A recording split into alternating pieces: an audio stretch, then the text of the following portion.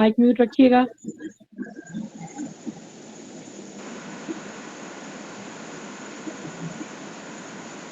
جی sister عائشہ جی اپنی تلاوت شروع کیجیے.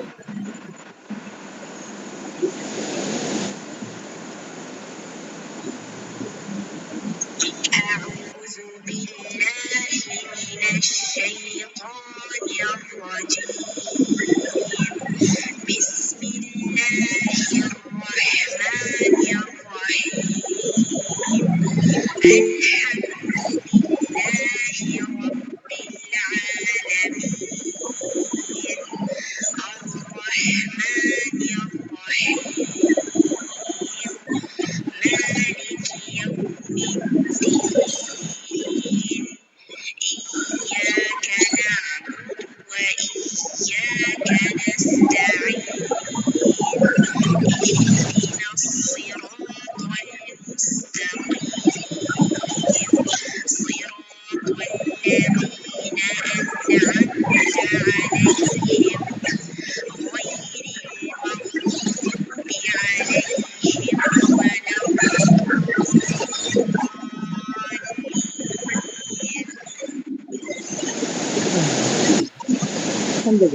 بہت شکریہ. جزاکم اللہ خیرا کثیر واحسن الجزا. اس کا ترجمہ میں بتا دیتی ہوں کیونکہ ہم روزانہ نماز بھی پڑھتے ہیں اور بہت سارے لوگوں کو اس کا ترجمہ نہیں پتا.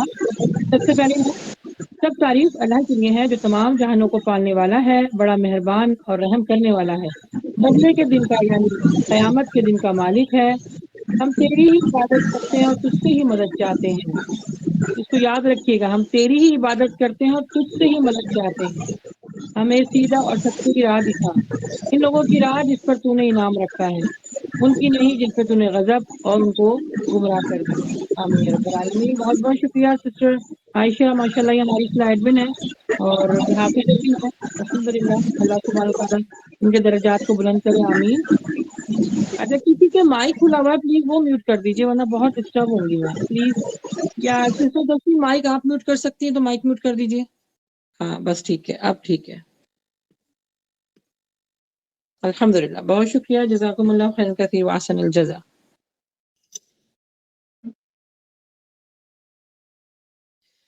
جی تو شروع کرتے ہیں. ربی اشرح لی صدری ویسر لی امری واحلل عقدۃ من لسانی یفقهوا قولی ربی زدنی علما اللهم فقهنا في الدین اللهم انی اسألک علما نافعا ورزقا طیبا وعملا متقبلا ربی هب لی حکما ربی هب لی حکما.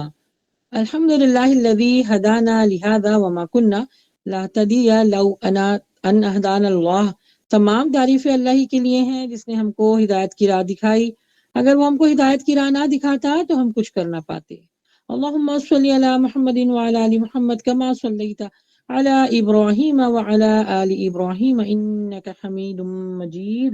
اللہم بارک علی محمد وعلی آل محمد كما باركت على إبراهيم وعلى آل إبراهيم إنك حميد مجيد.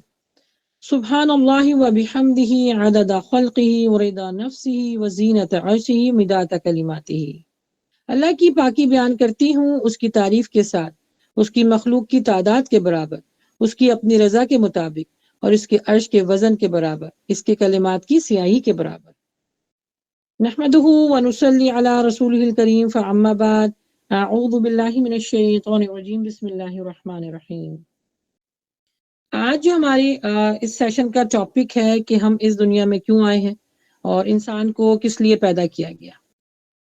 سب سے پہلے آپ سب لوگوں کا آنے کا بہت بہت شکریہ. اللہ سبحانہ وتعالیٰ آپ لوگ کے یہاں پر بیٹھنے کو، سیکھنے سکھانے کو اپنی بارگاہ میں قبول فرمائے، کیونکہ جو اس طرح کی محفلیں ہوتی ہیں جس میں اللہ کا ذکر کیا جاتا ہے وہاں پہ اللہ سبحانہ وتعالیٰ فرشتوں کو حکم دیتے ہیں کہ ان حاضر محفل کے لیے دعائیں مغفرت کی جائے. تو اس وقت آپ لوگوں کے لیے، ہم لوگوں کے لیے دعا کون کر رہا ہے؟ فرشتے.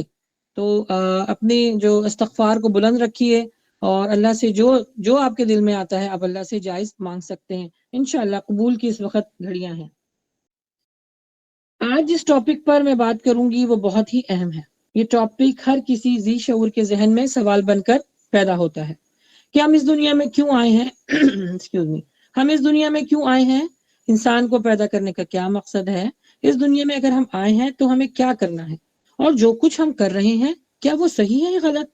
تو آئیے قرآن و حدیث کی روشنی میں جاننے کی کوشش کرتے ہیں۔ انسان کو اللہ تعالیٰ نے بے شمار صلاحیتوں سے نوازا ہے۔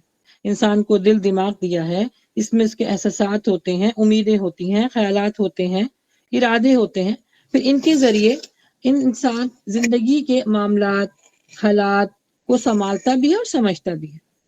تو کبھی آپ نے تنہائی میں اپنی زندگی کے پر کبھی غور کیا ہے، یہ سوچا ہے کہ آخر میں کون ہوں، کہاں سے آئی ہوں، میری زندگی کا مقصد کیا ہے؟ دیکھیں، انسان کو ویسے اس بات سے بہت تنگ ہوتا ہے، میرے پاس کافی کوشچن بھی آتے ہیں کہ ہمارے اس دنیا میں آنے کا مقصد کیا ہے، کیونکہ یہ چیز انسان کو بادر کرتی ہے کہ میں اس دنیا میں نہ آئی اپنی مرضی سے ہوں، نہ جاؤں گی اپنی مرضی سے، یعنی انسان اپنی مرضی سے پیدا تو نہیں ہوتا نا، اور مرتا بھی اپنی مرضی سے نہیں ہے، اور یہاں سے جاؤں گی بھی اپنی مرضی سے نہیں۔ تو ان دونوں سوالوں کے درمیان جو زندگی ہے اس کا ایکچولی مقصد کیا ہے، اس کا پرپس کیا ہے؟ جانوروں کو اللہ تعالیٰ نے تو ذی شعور نہیں پیدا کیا نا، انسان کو اشرف المخلوقات بنا کے پیدا کیا ہے نا۔ تو بالکل یہ ذہن میں کوشچن آتے ہیں کہ پھر یہ جو دو سوالوں کے بیچ میں جو زندگی ہے اس کا مقصد کیا ہے؟ دیکھیے، جب ہم اس بات پہ اقرار کر لیتے ہیں کہ اللہ سبحانہ و تعالیٰ نے ہر چیز کو ایک مقصد کے تحت پیدا کیا ہے، کوئی بھی چیز بے مقصد پیدا نہیں ہوئی ہے، انسان سے کوئی چھوٹی چیز بھی بناتا ہے نا، اس کے اندر بھی کوئی نہ کوئی مقصد ضرور ہوتا ہے۔ اگر آپ کسی کے گھر جا رہے ہوتے ہیں یا کوئی آپ کے گھر آ رہا ہوتا ہے نا، اس کے پیچھے بھی کوئی نہ کوئی مقصد کار فرما ہوتا ہے۔ تو یہ کیسے ممکن ہے کہ جو اتنے کامل علم کا مالک ہے وہ کیسے اتنی بڑی کائنات اور حضرت انسان کو بغیر کسی مقصد کے یوں ہی پیدا کر دے؟ یقیناً آپ کی اور میرے پیدا ہونے کا مقصد ہے، اللہ نے ہم کو اشرف المخلوقات بنایا ہے، تو ہم پر کچھ ذمہ داریاں عائد ہوتی ہیں۔ مثال کے طور پہ جیسے ہم یہاں پر جمع ہوئے ہیں، ہر کسی کو یہاں پر آنے کا مقصد پتہ ہے، الحمدللہ۔ جب یہ مقصد پتہ تھا، اس کی تیاریاں کی گئیں، محنت کی گئی، اپنی اپنی ذمہ داریاں نبھائی گئیں، تبھی تو جا کر ہم آج یہاں پر جمع ہوئے نا۔ یہ چھوٹی سی میں نے آپ کو مثال دی ہے۔ بلکہ اسی طرح قرآن مجید میں اللہ سبحانہ تعالیٰ نے انسان کو پیدا کرنے کا نہ صرف مقصد بتایا ہے، بلکہ اس کے اوپر جو ذمہ داریاں اور فرائض عائد ہوتی ہیں وہ بھی بتائی ہیں، اور ساتھ ساتھ ان کو اگر فل کر دیا تو اس پہ کیا انعامات ہیں، اور اگر نہیں کیا تو اس کے کیا عذابات ہیں، یہ سب کچھ بتا رکھا ہے قرآن مجید میں۔ اسی لیے آپ لوگ کو میں گھڑی گھڑی کہتی ہوں کہ قرآن سے جڑیے، قرآن سے جڑیے۔ شاید ہو سکتا ہے آپ کو یہ بات بہت چھوٹی لگتی ہو، لیکن اس بات کے اندر بہت گہرائی ہے۔ میں نے بھی اپنے استاد سے یہی سیکھا ہے، جتنی بھی میری جرنی رہی ہے اسٹوڈنٹ لائف میں، ہر کسی نے مجھے ایک ہی بات کہی ہے کہ آپ قرآن سے جڑیے، قرآن سے جڑیے۔ اور یقین جانیں جو قرآن سے جڑتے ہیں نا، وہ کبھی جو ہے رسوا نہیں ہوتے، وہ ہمیشہ کامیابی کی طرف جاتے ہیں۔ اسی طرح سورہ زاریات میں اللہ سبحانہ تعالیٰ نے آیت نمبر 56 میں کیا فرمایا ہے؟ وَمَا خَلَقْتُ الْجِنَّ وَالْإِنسَ إِلَّا لِيَعْبُدُونَ، میں نے جنات اور انسانوں کو محض اس لیے پیدا کیا ہے کہ وہ صرف میری ہی عبادت کریں، صرف اور صرف اللہ کی عبادت کریں۔ یہ ہے انسان کی زندگی کا مقصد، اللہ کی عبادت کرنا۔ اب میں آپ کو ڈیٹیل بتاتی ہوں عبادت ہوتی کیا ہے۔ یہاں سے حضرت انسان، جو ہم انسان ہیں، اشرف المخلوقات ہیں، اس کی زندگی شروع ہوتی ہے۔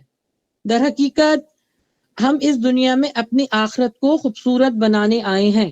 میں اس کو دوبارہ ریپیٹ کر دیتی ہوں، اس کو غور سے سنیے گا۔ ہم اس دنیا میں کیوں آئے ہیں؟ ہمیں پیدا کرنے کا مقصد کیا ہے؟ ہم اس دنیا میں اپنی آخرت کو خوبصورت بنانے آئے ہیں، کیونکہ کیا کہا گیا حدیث میں کہ یہ دنیا مومن کے لیے مسافر گاہ ہے۔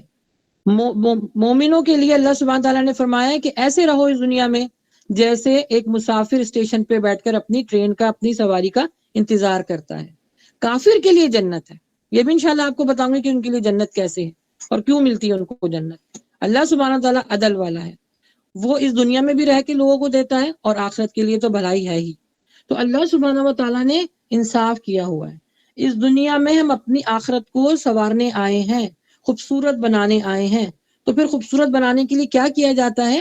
جتنی دیر تک ہم اس دنیا میں ہیں، ہماری صرف یہی لگن ہوتی ہے، ہونی چاہیے، یہی فکر ہونی چاہیے کہ ہمیں آخرت میں کے لیے ہمیں کرنا کیا ہے۔ دیکھیں، دو چیزیں ایک ساتھ جمع نہیں ہو سکتی، دو چیزیں ایک ساتھ جمع نہیں ہو سکتی۔ جو اس دنیا میں آرام کرے گا نا، آخرت میں وہ مشقت کرے گا اور مشقت اٹھائے گا عذاب کی شکل میں۔ جو اس دنیا میں محنت کرے گا، آخرت میں وہ آرام پائے گا۔ دیکھیں اس لیے کتنا اللہ سبحانہ وتعالیٰ نے عدل فرمایا ہے۔ جو کافر ہے وہ یہاں پر بڑے سکون سے رہتے ہیں، ان کو معلوم ہے کہ آخرت میں بھی ہمیں جو ہے وہ بخشوا لیا جائے گا، اور ان کا جو کانسیپٹ ہے۔ لیکن دو چیزیں میں نے کہا کہ ایک ساتھ جمع نہیں ہو سکتی. یہاں پر وہ آرام کر رہے ہیں، آخر میں ان کو کیا، آخرت میں کیا ان کا حساب ہے کہ عذاب کا شکل ان کو دیکھنا پڑے گا. ہم مومنوں کے لیے، مسلمانوں کے لیے یہاں پر کیا ہے؟ مشقت ہے. اللہ سبحانہ تعالیٰ نے قرآن مجید میں فرمایا انسان کو میں نے مشقت کے ساتھ پیدا کیا. یہ اللہ سبحانہ تعالیٰ فرما رہے ہیں. تو پھر ہم کس چیز سے بھاگتے ہیں؟ ہمیں اس دنیا میں رہ کر اپنی آخرت کو خوبصورت بنانا ہے. اور ایک اور بات، اس آیت میں اللہ سبحانہ تعالیٰ نے عبادت کا ورڈ استعمال کیا ہے. اس کے معنی بہت وسیع ہے. عبادت جو ہم سمجھتے ہیں نا صرف کہ نماز، روزہ، حج، زکات، بس یہ کر لیا، صدقہ دے دیا، بہت ہو گیا تو نیکی کا کام کر لیا، بس ہم یہ سمجھتے ہیں کہ ہماری عبادت پوری ہو گئی. بلکہ اس کا مطلب ہر وہ کام ہے. عبادت کا جو ورڈ یوز کیا اس کا مطلب ہر وہ کام ہے، ہر وہ بات ہے جس سے اللہ سبحانہ و تعالیٰ کا قرب. کیا ہے قربانی جو ہے نا، وہ قرب سے نکلی ہے. قربانی جو ہے ورڈ وہ قرب سے نکلا ہے. قربانی کا مطلب کیا ہوتا ہے؟ کسی سے جس سے محبت ہو جاتی ہے نا، اس کے لیے انسان ہر چیز قربان کر دیتا ہے، اس کی محبت پانے کے لیے، اس کی اٹینشن پانے کے لیے. اللہ سبحانہ و تعالیٰ کے لیے جب انسان اس راستے پہ چل پڑتا ہے کہ بس مجھے اپنے اللہ کو راضی کرنا ہے، سارے معاملات بس مجھے اللہ کے مطابق ہی دیکھنے، تو پھر کیا کرتا ہے؟ وہ اللہ کا قرب حاصل کرتا ہے. پھر وہ کیا کرتا ہے؟ اسلام میں قربانیاں دیتا ہے. اپنی نیند کی قربانی، اپنے اولاد کی قربانی، اپنے نفس کی قربانی، اپنے خواہشات کی قربانی دیتا ہے نا. قربانی کا صرف مطلب یہ نہیں ہے کہ جو ہے وہ ذی الحجہ کا مہینہ شروع ہو جائے اور اس میں جو ہے وہ قربانی کی جائے. وہ ایک بہت بڑی عظیم سنت ہے. قربانی کا مطلب انشاءاللہ آپ کو میں قرآن مجید سے بتاؤں گی کہ قربانی کا اور مطلب کیا ہوتا ہے. یہاں پر جو بھی ہم سمجھ رہے ہیں کہ عبادت کا مطلب یہ ہے کہ اللہ سبحانہ تعالیٰ کو راضی کرنا، اس کا قرب حاصل کرنا زندگی کے ہر معاملات میں، چاہے وہ معاشی ہوں، چاہے وہ ازواجی ہوں، چاہے وہ تجارتی ہوں، فلاحی ہوں یا عبادتی ہوں. جیسے کہ کھانا پینا، اٹھنا بیٹھنا، چلنا پھرنا، سونا، رونا، یہاں تک کہ کتنا رونا، یہ بھی اللہ سبحانہ و تعالیٰ کے احکامات کے ساتھ ہم کو نبی صلی اللہ علیہ وسلم کی تعلیمات کے ذریعے پتہ ہے، بتایا گیا ہے. میں رونے کی بات کیوں کر رہی ہوں؟ ایک مسلمان کا دوسرے مسلمان کے اوپر جو حق ہے وہ یہ کہ اس کے جنازے میں شرکت کرے، اور صرف 3 دن سے زیادہ سوگ نہیں ہے. سوائے ایک الگ کیس ہے کس کا؟ بیوہ کا، کہ وہ 4 مہینے 10 دن روئے گی بس، یعنی وہ سوگ کرے گی. باقی مسلمان کے لیے صرف 3 دن سوگ منائے گا. یہ تک بتا دیا ہے. بیت روم میں بیٹھنے کا طریقہ کیا ہے یہ تک بتا دیا ہے. انشاءاللہ نیکسٹ ویک کے جو ہمارا سیشن ہوگا وہ پاکی کے اوپر ہوگا کہ وضو، پاکی، منی، وضی کیا کہتے ہیں، کس کو کہتے ہیں، اور ان سے کیا کیا ہوتا ہے، وضو یا غسل. انشاءاللہ وہ الگ میں ٹاپک لے کر آپ کے ساتھ آؤں گی، بہت لینتھی ٹاپک ہے. تو میں بتا رہی تھی کہ اللہ سبحانہ تعالیٰ نے یہاں تک بھی بتایا کہ رونا کتنا ہے. دیکھیں ہم جب نبی صلی اللہ علیہ وسلم کی تعلیمات کریں گے تبھی تو دنیا کی نیکی اور آخرت کی بھلائی ملے گی. یہ دعا دیا کریں اپنے بچوں کو، یہ دعا دیا کریں جو آپ کے ساتھ نیک کام کرتے ہیں کہ اللہ سبحانہ تعالیٰ تم کو دنیا کی نیکی اور آخرت کی بھلائی عطا فرمائے. نبی صلی اللہ علیہ وسلم ہر نماز کے بعد ربنا آتینا فی الدنیا حسنہ، یہ پوری جامع ہے دعا. لوگ کہتے ہیں کہ ہم جو ہے وہ دعا مانگے، کیا مانگے؟ یہ جو سورہ بقرہ میں آئی ہے نا یہ دعا ربنا آتینا، یہ بہت جامع دعا ہے. اس میں دنیا کی نیکی اور آخرت کی بھلائی تو مانگی گئی ہے. اب اس میں سب کچھ آ جاتا ہے آپ کی زندگی کا معاملہ. نیکی، جتنی نیکی آپ کریں گے آخرت میں آپ کو اتنی بھلائی ملے گی. ٹھیک ہے نا. اللہ سبحانہ و تعالیٰ نے بہت احسن طریقے سے مختلف جگہ قرآن میں بتایا ہے کہ کس طرح انسان کو نیکی حاصل کرنی ہے، کس طرح میرا قرب حاصل کرنا ہے. کہ ایک اور چیز آپ کو یہاں پہ مینشن کرتی چلوں، اللہ سبحانہ تعالیٰ نے جب عذابات کے بارے میں بتاتا ہے تو بڑا خوبصورت جو ہے نا قرآن میں ایک طریقہ ہے اللہ سبحانہ تعالیٰ کا کہ جہاں اگر وہ کافروں کی عذاب کی بات بتاتا ہے، کافروں کے بارے میں بتاتا ہے، فوراً مومنوں کے بارے میں بتاتا ہے. اتنا پیار آتا ہے مجھے اللہ پر کہ کتنی خوبصورت طریقے سے اللہ تعالیٰ کہتا ہے مومن پریشان نہ ہو، اس کے لیے جنتیں ہیں جس کے نیچے نہریں بہ رہی ہوں گی. فوراً اللہ سبحانہ تعالیٰ بتاتے ہیں. لیکن ان لوگوں کے لیے جو قرآن کو دل کے کان لگانے سے سنتے ہیں، دل میں جو ایک کان ہے، غور سے فکر کے ساتھ اللہ کی طرف رجوع کر کے، اللہ کی طرف عاجزی کر کے جب دل کے کان سے سنیں گی نا تو جب جا کے دل میں بات آئے گی. صرف یہ جو ہمارے 2 کان لگے نا، اللہ معاف فرمائے، ایک کان سے سنتے ہیں دوسرے کان سے ہم نکال دیتے ہیں. اس لیے میں نے کہا دل کا کان، کیونکہ دل چھپا ہوا ہوتا ہے نا، اس کے اندر جو کچھ جاتا ہے وہ چھپ جاتا ہے. اس کے اندر جو کچھ جاتا ہے اس کے اندر سے محبت نکلتی ہے. چھپی ہوئی چیز زیادہ دیر تک چلتی ہے. جیسے مثال دوں، میں عموماً جو شریف پردے میں مثال دیتی ہوں کہ 2 کینڈی کو آپ رکھیں، 2 کینڈیز آپ اپنے سامنے رکھیں، ایک کا ریپر آپ کھول دیجئے، اور ایک کو آپ جو ہے بند رہنے دیتی ہے. تو دیکھیے تھوڑی دیر بعد جو مکھیاں آتی ہیں وہ کس پر آتی ہیں؟ وہ کھلی ہوئی چیز پر آئیں گی نا. کھلی ہوئی وہ بھی میٹھی ہے وہ بھی میٹھی ہے، دونوں کینڈی ہیں، لیکن ایک کیا ہے؟ ایک ڈھکی ہوئی ہے اور ایک اوپن ہے. جو اوپن چیز ہوتی ہے اس پر جو ہے وہ دنیا کے معاملات بھی آتے ہیں، خیالات بھی آتے ہیں، اس پر جو ہے وہ مکھیاں آئیں گی، گندگی آئے گی، یعنی وہ جو کھلی ہوئی چیز ہے بہت جلدی جو ہے خراب ہو جاتی ہے. اسی لیے میں نے کہا کہ جو یہ دو ہمارے کان لگے ہوئے نا، ان کو ہم صرف اس طرح استعمال کرتے ہیں کہ برائیاں تو بہت جلدی سن لیتے ہیں، نیکی کی بات ہمارے اس کان سے جاتی ہے اور اس کان سے نکل جاتی ہے. یہ ہم سب کا مشاہدہ ہے. اس لیے میں نے کہا کہ دل کے کان سے سنیے گا. جب دل کے کان سے قرآن کو سنیں گی نا تو وہ چیز انشاءاللہ آپ کے عمل میں آئے گی. لیکن یہاں پر اللہ سبحانہ تعالیٰ اور فرما رہے ہیں کہ خوب جان لو اس دنیا کی زندگی سوا اس کے کچھ نہیں کہ کھیل اور دل لگی ہے، ظاہری ٹپ ٹاپ ہے، اور تم آپس میں ایک دوسرے پہ فخر جتاتے ہو اور مال اور اولاد کے ایک دوسرے سے آگے بڑھنے کی کوشش کرتے ہو. یہ سب کچھ متاع حیات ہے، مقصد حیات نہیں. متاع حیات کا مطلب ہوتا ہے کہ بس زندگی گزارنے کا سامان، بس زندگی گزار لی. جیسے ایک دن میں انسان آپ کے گھر میں کوئی فرض کرے مہمان آتا ہے تو وہ بس آپ کے لیے صبح سے لے کے شام تک کی صرف سامان لے کر آئے گا، وہ پورے مہینوں کا سامان لے کر نہیں آئے گا. اس کو معلوم مجھے یہاں پر صرف ایک دن کے لیے رکنا ہے. وہ بڑے بڑے سوٹ کیس تو نہیں لے کر آئے گا نا. اس کو دیکھ کے آپ کو اندازہ ہو جائے گا کہ ہاں بھائی ہمارے گھر میں چند گھنٹوں کے لیے آیا ہے. تو یہاں کیا بتایا جا رہا ہے؟ یہ سب کچھ متاع حیات ہے، مقصد حیات نہیں ہے. کامیابی حاصل کرنے کے لیے بھاگ رہے ہیں، دوڑ رہے ہیں. میرا بچہ ڈاکٹر بن جائے، میرا بچہ انجینئر بن جائے، میری بیٹی کی جو ہے وہ اعلیٰ تعلیم کے بعد بہترین گھر میں شادی ہو جائے، ہمیں ایک بڑا گھر مل جائے، بڑی گاڑی مل جائے، پیسے ہی پیسہ ہو ہمارے پاس. یہ ہے ہماری زندگی کا مقصد. نہیں، یہ تو مومنوں کے لیے تو نہیں بتایا، یہ تو کافروں کے لیے بتایا ہے کہ جو اس دنیا میں محنت کرے گا اس کو ملے گا. لیکن محنت کے لیے کیا بتایا ہے؟ دیکھیں اللہ سبحانہ تعالیٰ کسی کی محنت کو ضائع نہیں فرماتے. کسی کی محنت کو، چاہے وہ کافر کرے چاہے وہ مومن کرے، کسی کی محنت کو ضائع نہیں فرماتے. یہ اللہ سبحانہ تعالیٰ کا بڑا انصاف ہے. نہیں فرماتے. کیوں نہیں فرماتے؟ کیونکہ اللہ تعالیٰ نے عدل کا انصاف کیا، عدل کا اعلان کیا ہوا ہے کہ میں سب کے ساتھ عدل کروں گا. ہاں لیکن یہ تمہارے اوپر ہے کہ جو سیدھا راستہ اختیار کرے گا. ابھی تلاوت ہوئی نا کہ سورۃ الفاتحہ کی کہ ہمیں ان میں داخل کر جس پر تو نے انعام رکھا ہے. پیاری بہنوں، صبح شام ہم پڑھتے ہیں نماز میں، یہ صبح شام پڑھتے ہیں. کیا اس پر ہمارا دھیان جاتا ہے؟ کیا اس پر ہماری سوچ جاتی ہے کہ وہ انعام والا راستہ ہے کون سا؟ یاد رکھیے بائی برتھ ہم مسلمان پیدا ہوں، یہ کوئی کمال نہیں ہے. ہر بندے کو اللہ سبحانہ تعالیٰ نے مسلمان پیدا کیا. یعنی جو یہ یہودی، یہ جو عیسائی ہیں، یہ جتنے لوگ ہیں نا غیر مسلم بھی، یہ بھی مسلمان پیدا ہوئے ہیں کیونکہ دین ابراہیمی کے اوپر پیدا ہوتا ہے نا ہر بندہ. ہاں اس کے بعد اس کا باپ، اس کی جو والدین ہیں وہ اس کو یا تو مسلمان بناتے ہیں، مومن بناتے ہیں، یا پھر اس کو عیسائی بنا دیتے ہیں.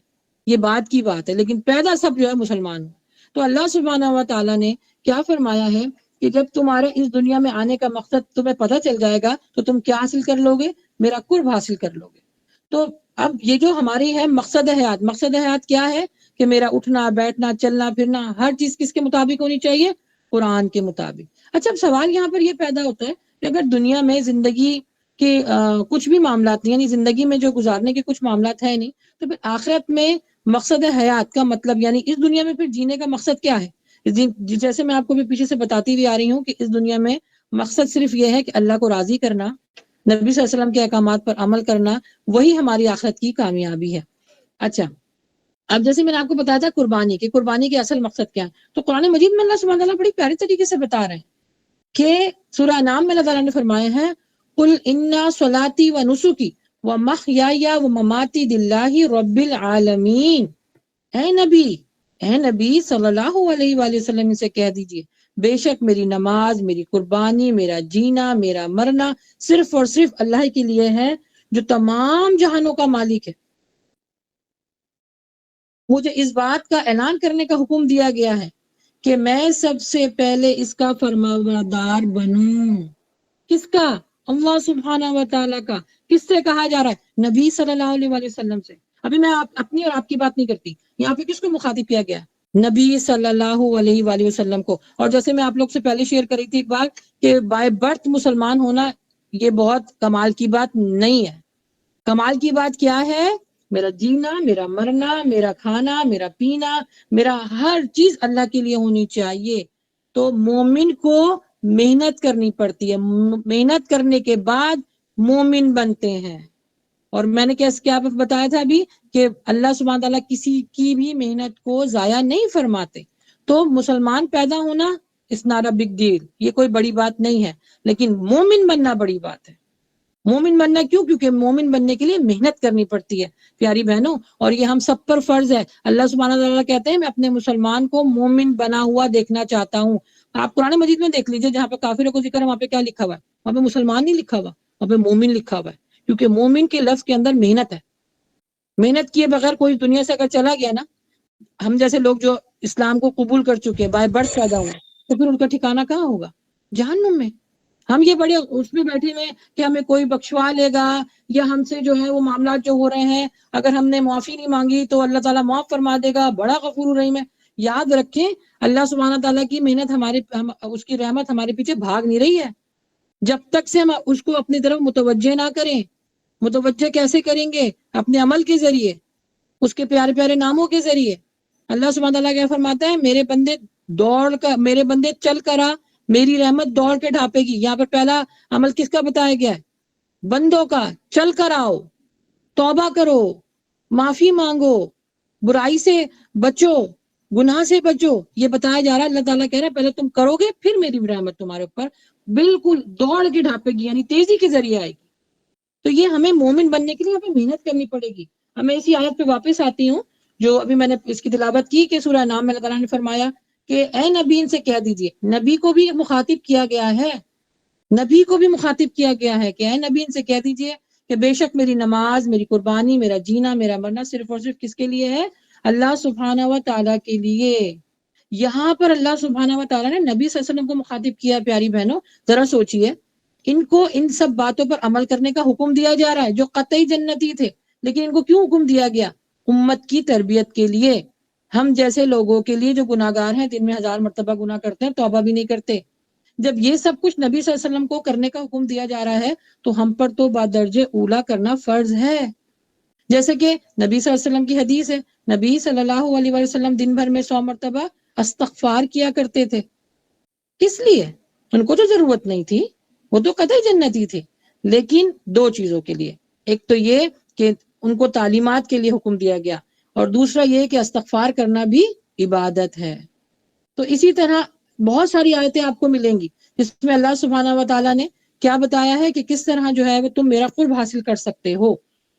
دیکھیں، عبادت محض اللہ کے سامنے ماتھا ٹیکنے کا نام نہیں ہے کہ بس 4 آپ نے ٹکریں لگائیں اور یہ جا اور وہ جا. ایسی ٹکروں کو تو نبی صلی اللہ علیہ وسلم نے منع فرما دیا تھا. ایک شخص نبی صلی اللہ علیہ وسلم کے سامنے آیا، اس نے نماز پڑھی اور اس نے جلدی جلدی نماز پڑھی. جیسے اللہ معاف فرمائے، میں بچوں کو بھی دیکھتی ہوں، توجہ دلوایا کریں بچوں کی کہ جلدی جلدی نماز نہیں پڑھنا، آہستہ آہستہ ٹھہر ٹھہر کے. جیسے میں ابھی اگر آپ سے بات کروں اور اتنی تیزی سے بات کروں، آپ بولیں سسٹر تانیہ آپ کا لیکچر میں مجھے ایک بات سمجھ میں نہیں آئی، میں نہیں آؤں گی آپ کے لیکچر میں، کیونکہ آپ کی تو بات ہی سمجھ میں نہیں آتی، آپ تو اتنا تیز بولتی ہیں، رائٹ؟ نہیں آئیں گی آپ ہمارے لیکچر میں. تو اللہ سبحانہ و تعالیٰ جہاں پہ نبی صلی اللہ علیہ وسلم فرما رہے ہیں کہ تم ایسی عبادت کرو جیسے تمہیں اللہ سبحانہ تعالیٰ دیکھ رہا ہے. اور سوچئے، ہمیں اگر کوئی کیمرے کی آنکھ دیکھ رہی ہوتی نا تو ہم بڑے پریشان ہو جاتے ہیں، بڑے ٹپ ٹاپ ہوتے ہیں کہ غلطی نہ کریں اور کوئی ایسا وائلیشن نہ کریں کیونکہ کیمرے کی آنکھ دیکھ رہی ہے. یہاں کہہ رہے ہیں اللہ کے نبی صلی اللہ علیہ وسلم کہ تم ایسے عبادت کیا کرو جیسے کہ اللہ تمہیں دیکھ رہا ہے. اللہ اکبر. ہمارے دلوں پر کوئی اثر نہیں ہوتا، ہماری عبادتوں میں کوئی جو ہے وہ تبدیلی نہیں آتی ہے. جلدی جلدی نماز پڑھی اور یہ جا وہ جا. تو یہاں بتا رہے ہیں نبی صلی اللہ علیہ وسلم اللہ سبحانہ تعالیٰ کے سامنے صرف 2 ٹکر لگانے یا 4 ٹکر لگانے کا نام عبادت نہیں ہے. زندگی کے معاملات کو اس میں جاننا کہ میرا آقا کون ہے، میرا معبود کون ہے، ہمیں کیسا عمل کرنا چاہیے، نبی صلی اللہ علیہ وسلم نے ہمیں کیا بتایا ہے، زندگی گزارنے کا طریقہ کیا ہے. اللہ کی فرما برداری کے ساتھ ساتھ بھی جاننا یہ ضروری ہے کہ اللہ کون ہے. دیکھیں، جب تک سے آپ کو نا جس کے لیے آپ کر رہے ہیں اس سے آپ کو محبت نہیں ہوگی نا، آپ نہیں کر پائیں گے. یہ آپ دنیاوی مثال میں آپ کو دے دوں، رشتہ دار ہیں، گھر میں بہن بھائی ہیں اور بھی معاملات ہیں. اگر ہمیں ان سے میاں بیوی کو دیکھ لیں، بہت سارے میرے پاس میسیجز آتے ہیں کہ اس نے تو ساری عمر میرے ساتھ یہ کیا، اور مرد بولتا ہے یہ تو ہے ہی خراب. اس کا مطلب ہے آپس میں محبت نہیں ہے. جب آپس میں محبت نہیں ہے تو کیا ہوگا؟ رشتہ ختم ہو جائے گا. تو محبت ضروری ہے. تو یہاں پہ جیسے اللہ سبحانہ تعالیٰ نے فرمایا کہ میری فرما برداری کرنے کا اعلان کرو، تو اللہ کی فرما برداری کے ساتھ ساتھ یہ جاننا بھی ضروری ہے کہ اللہ کون ہے، اس کے بارے میں ہمارا عقیدہ کیسا ہونا چاہیے. میں عقیدے پر نا آپ لوگوں سے ہر دفعہ بات کروں گی. وجہ یہ ہے کہ ہمارے عقائد درست ہوں گے پیاری بہنوں تو جنت کا راستہ آسان ہوگا. ہم اللہ کا قرب حاصل کریں گے، ہم دنیا میں رہتے ہوئے راحت پائیں گے۔ میں آپ سے نہیں کہہ رہی کہ اگر آپ نے یہ سب کچھ کرنا شروع کر دیا تو بھائی تانی سسٹر تانے نے تو کہا تھا ہمارے پر کوئی پریشانی نہیں آئے گی، ہر چیز جو ویل اینڈ گڈ ہوگی، اللہ ہمیں یوں دے گا یہ دے گا۔ نہیں، دین کے کاموں میں بھی اگر آپ کو پریشانی آزمائش آتی ہے تو وہ بھی کیا ہے؟ سنت۔ نبی صلی اللہ علیہ وسلم کی زندگی کے بارے میں پڑھا ہوگا آپ لوگوں نے، ان کے اوپر دین کے راہ میں کتنی پریشانی آئی ہیں۔ تو ہمارا عقیدہ صحیح ہونا بہت ضروری ہے۔ اگر ہمارا عقیدہ صحیح نہیں ہوگا تو ہم جتنی بڑی بڑی نیکیاں کر لیں، بڑی بڑی نیکیاں کر لیں، ہماری وہ ایکسیپٹیبل نہیں ہوں گی۔ جیسے کچھ دنوں پہلے مجھ سے کسی نے کوشچن کیا، ابھی کچھ انڈیا میں پرابلم ہوئی ہے ایک بچی کے ساتھ، تو کہا گیا کہ اس کے اوپر اتنا زیادہ ظلم ہوا ہے تو کیا اللہ اس کو نہیں بخشے گا؟ کسی کا سوال میرے پاس آیا تھا۔ دیکھیں، ہم کو یہ ظلم نظر آ رہا ہے کہ اس کے ساتھ بہت بڑا ظلم ہوا، انسانی طور پہ بالکل بڑا ظلم ہوا، لیکن جو غیر مسلم لوگ ہوتے ہیں کیا وہ اللہ کے اوپر ظلم نہیں کرتے؟ اللہ سبحانہ تعالیٰ فرماتا ہے میں سب معاف کر دوں گا جب تم نے مجھ سے جس چیز کی معافی مانگ لی، سب معاف کر دوں گا، چھوٹے بڑے گناہ، لیکن نہیں معاف کروں گا تو شرک معاف نہیں کروں گا۔ اور شرک سے بچنے کے لیے عقیدے کا پکا ہونا بہت ضروری ہے، بہت ضروری ہے پیاری بہنوں، کہ ہمارے عقائد کیسے ہونے چاہیے۔ ابھی میری کلاس چل رہی ہے، میرا اپنا کورس چل رہا ہے اسلامی عقائد کے اوپر الہدا سے۔ میں کہتی ہوں کہ ہم نے ابھی تک کچھ سیکھا ہی نہیں ہے۔ جو میں ابھی سیکھ رہی ہوں نا، یعنی بس یہ سوچ لیا کہ بس اللہ ہے، غفور الرحیم ہے، وہ مارنے والا ہے، وہ رزق دینے والا ہے۔ نہیں پیاری بہنوں، اس کی ڈیٹیل میں جانا ہے۔ میں نے کیا کہا؟ جس سے محبت ہوتی ہے اس کی ہر ادا اچھی لگتی ہے، اس کے بارے میں سب کچھ جاننا اچھا لگتا ہے۔ چھوٹی سی مثال میں دوں، آپ لوگوں نے پچھلی جو درس تھا اس سے پہلے آپ لوگوں نے کتنا مجھ سے ایمفیسائز کیا کہ سسٹر تانیہ آپ اپنے بارے میں بتائیے، آپ ہمیں دکھائیے، اور یہ، اور آپ کیسے زندگی گزارتی۔ آپ لوگوں کی اتنے زیادہ انسسٹ کرنے سے تو پھر لاسٹ ویک جب میں نے انٹرویو اپنا دیا تھا، بتایا تھا اپنے بارے میں، اس کے پیچھے کیا تھا؟ اپنے دل پہ ہاتھ رکھیے، بتائیے کیا تھا؟ محبت تھی نا۔ میں نے آپ کو نہیں دیکھا، آپ نے مجھ کو نہیں دیکھا، میری رشتہ دار آپ نہیں ہے، میں آپ کی رشتہ دار نہیں ہوں، نہ میں آپ کی ہمسائی ہوں، نہ میرا آپ سے کوئی ایسا تعلق ہے، نہ میں آپ کو کوئی پیسے دیتی ہوں، نہ میں کوئی آپ کو دنیاوی کوئی آپ کی خواہش کو، دنیاوی دینی خواہش تو پوری ہوتی ہے الحمدللہ، نہ میں کوئی پوری کرتی ہوں۔ کیوں ہے پھر یہ؟ پھر کیوں آپ نے جاننے کی مجھ میں کوشش کی کہ سسٹر تانیہ کی شخصیت کے بارے میں جانیں؟ کیوں؟